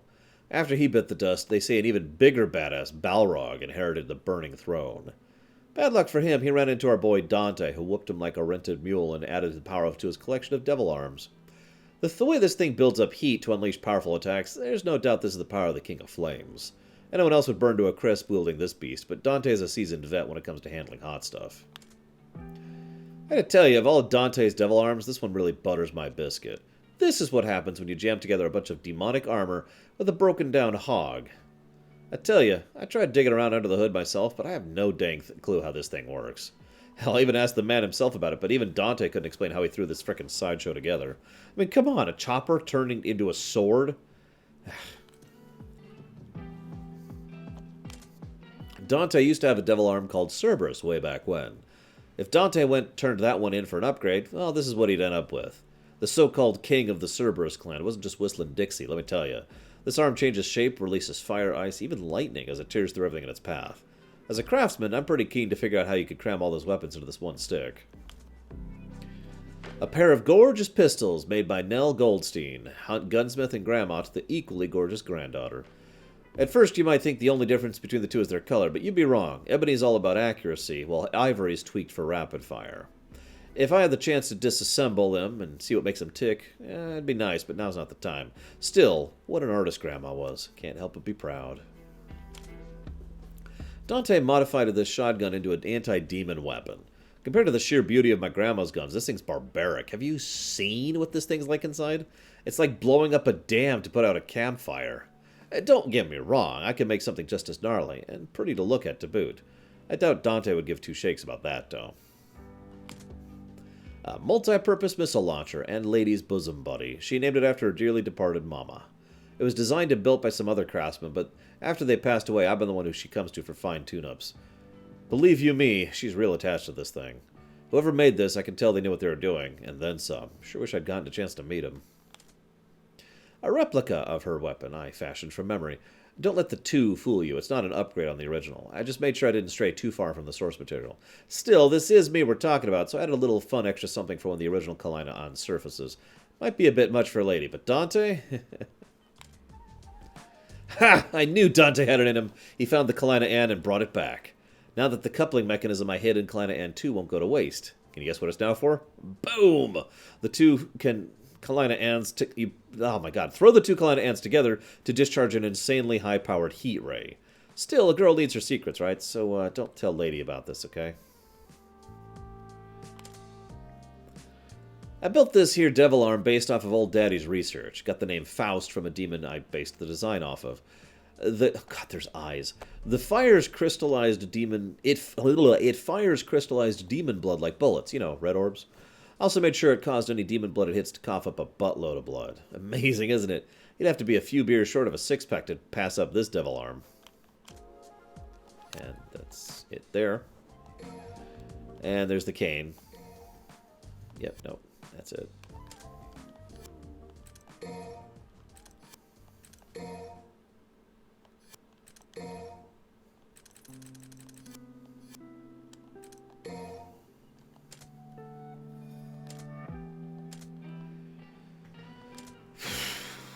Dante rescued this girl on one of his odd jobs, Patty. She had nowhere to go, so she started showing up at the original Devil May Cry. Heck, she'd even clean up since the man himself wouldn't be bothered. Eventually, the little lady found her long-lost mama. These days, they live together under the same roof. Still, I hear she keeps showing up at Dante's to bug him from time to time. Girl ain't afraid to tell Dante exactly what she thinks of his lazy ways, though. From what a lady tells me, she's got a bright and bubbly way about her, too. Let's see what else. She just turned 18, popular at school, popular with the fellas. Looks like she turned them all down, though. None of this has to do with the task at hand, does it? Right. Moving on.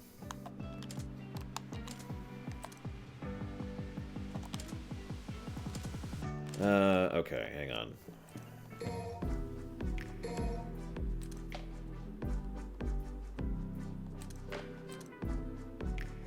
I like the one on the right. Rawr.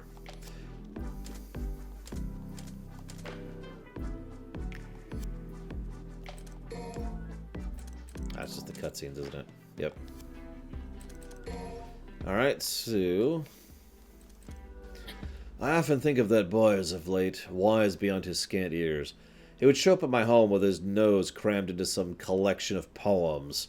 He seemed to favor William Blake most of all, so one day I gave him a Blake anthology as a present. With an expression of delight on his face, he asked to borrow a pen. Strange though I found the request, I gave him the pen on my person. The boy opened the back cover and proceeded to scribble his own name within. I was puzzled to see him write on the book in such a way and asked what had possessed him to do it. Clutching the anthology to his chest, he answered, I have a twin brother, sir. We fight over things often, so I have to write my name on things to make them truly mine. I found myself charmed by his statement, and at once envious of such purity. I felt ashamed, me, a self-styled bibliophile, had devoted himself solely to preserving the beauty of books. It was clear this child loved books far more than I ever did. Child's no longer in town. He disappeared amidst circumstances most unsavory. Perhaps he is no longer in this world. To think that a promising youth like that could lose a life, while a lout like me drags on, the thought is almost unbearable. I am already in my twilight years. Perhaps this is why I recall that youth's serene eyes at every opportunity. Pure, untainted youth. This is all the info that I've gathered on the investigation of the Redgrave City incident. If the truth is brought to light, this would be bigger than revealing who Jack the Ripper is. Well, this could rock the world as we know it.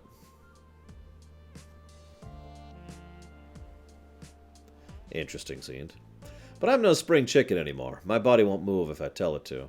I'm basically bedridden and waiting for death. No way I can continue my investigation like this. So whoever reads this note, I beg of you, finish what started. You have to find the truth behind that gruesome tragedy. One last thing. A young boy apparently survived the incident. His name was Dante. No last name, no nothing. All I could find in my investigation was the fact that he lived in Redgrave at the time of the incident. When I tried digging into it, he refused to acknowledge anything. On the contrary, he warned me not to poke further.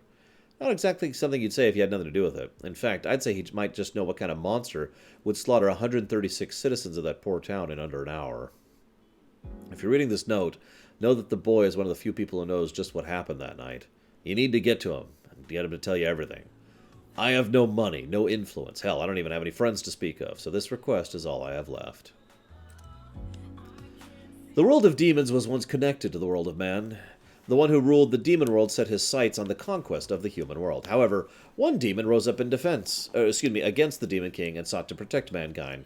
The Demon Knight Sparda. Wielding a massive sword that shared his name, Sparda laid the Demon King to rest, along with his subordinates.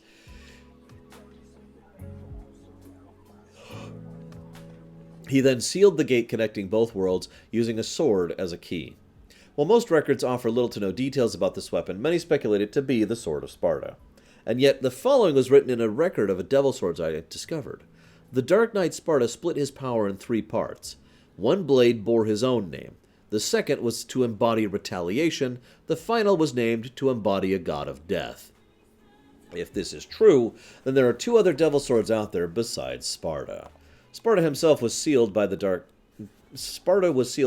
Knight himself, but no one has found any documents pertaining to the location of the other 2 blades.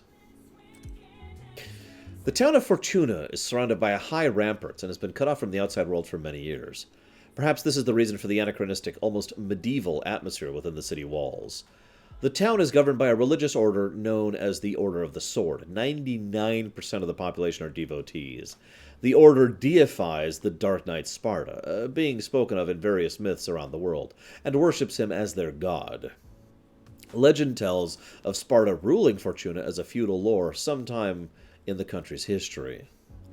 There was once a massive structure in Fortuna that the order worshipped as a gate of sorts, but it collapsed years ago as a result of an earthquake. The citizens worked to clear debris away from the incident even today.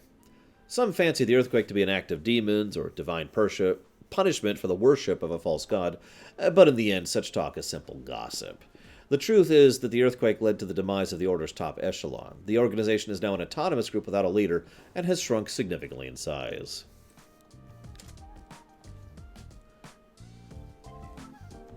Last one. Back when Dante went by Tony Redgrave, there was this place, Bobby's Cellar. A dive infested with bounty hunters, would-be soldiers of fortune, and, often enough, our old pal Tony. He'd show up from time to time like any of the other punks and lowlifes looking to make a quick buck. That's the kind of place Bobby's Cellar was.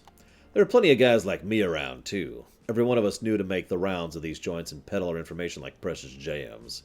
More importantly, getting those jobs covered kept the cash flowing in. You better believe old Tony made me a pretty penny. Still, that guy was always broke as a bottle of wine. He'd end up busting his guns on every job. Sure, it makes sense now, but at the time I was dumbfounded. I'd ask myself, what kind of shots is this guy packing to break a pair of pistols on every single job?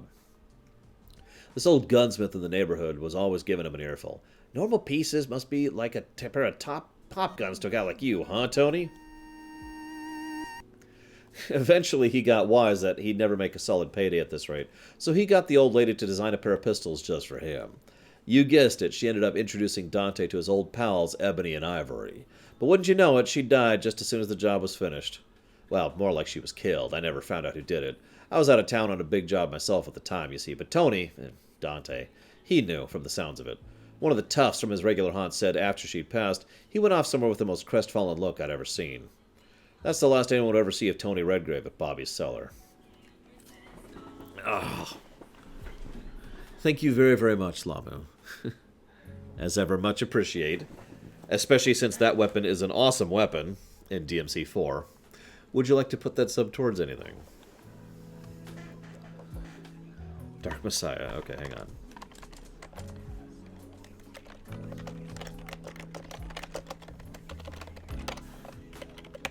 There we go. So noted. Before I got wind that old Tony had opened up a racket... Before long, I got a wind that old Tony had opened up a racket of his own. Devil May Cry. I managed to track it down, walked in to find a man by the name of Dante. Said that'd been his real name all along. That was the start of a beautiful friendship, let me tell you. I never believed in demons or anything like that, but hanging around that guy long enough is an open-nighter. Oh my god, an eye-opener, that's for certain. Met Lady at around the same time. Dante always played fast and loose with his money, you see. I'd toss her a few bones his way. I'd see her toss a few bones his way sometimes. Even a job or two. Griping about it the whole time, of course. The way they carried on, you could tell they shared some kind of past. Oh, nothing romantic or some nonsense like that. No, it's more like they got what the other had been through. I tried the roundabout route to figure it out, but those two dodge questions the way they dodge bullets. Past isn't something they bring up lightly. One time, Lady let slip something about cutting the ties that bind. She was on a pretty heavy bender. Mentioned something about having them each having killed a family member.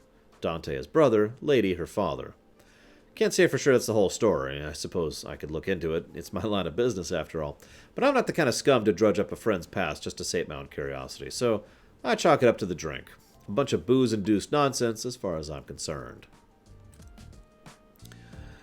A few years went by and Dante went off to an island. Something about this case, a pretty young thing brought up. Seems the Demon King was trying to break a seal to get into our world, and she wanted Dante to stop him. So off our boy went, on a ship to Malay Island. I'd chartered for him. And the pretty young thing with him? That was Trish.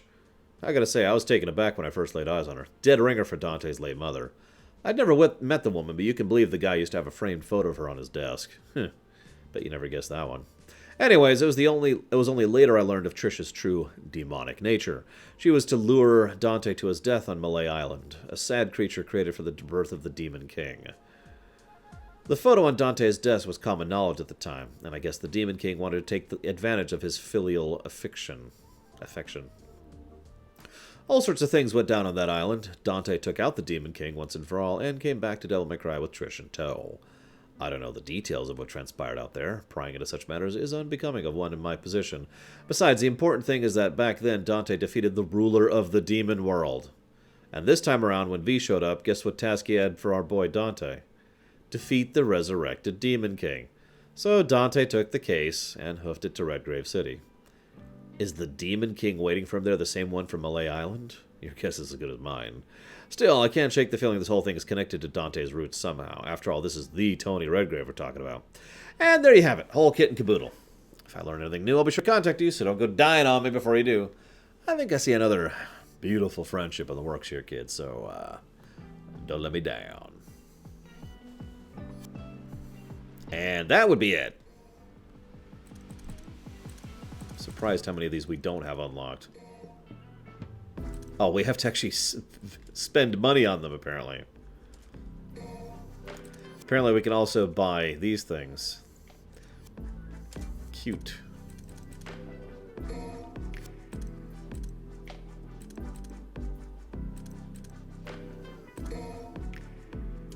Huh. So, I actually can set V's combat music for everyone. Or Nero's combat music for everyone. I didn't know I could do that. That's kind of neat. It even says right there that I've got the option toggled. Huh. Neat. Okay, that's all I've got. For realsies. Oh my gosh. So, again, thank you all for joining me. Like I said, we were just reading lore for the last tidbit there. I really liked this game. This is a very, very, very fun game. I hope that it has some expansions. Not DLC, like actual expansions by my own terminology. Because that would be awesome. I absolutely had fun. As I was saying earlier, you know, when I have a headache, a game that is fun is more fun for it. And this is definitely an example of that. I'm going to go ahead and update the website probably tonight. But the intention is we'll probably go ahead and have a stream Tuesday. So for anybody who wants to know when our next stream is, it'll be Tuesday. And I'll go ahead and tell you what it is. It'll be Octopath. So hopefully at least someone will show up for that when we finally finish that game off. I'll see you around, guys.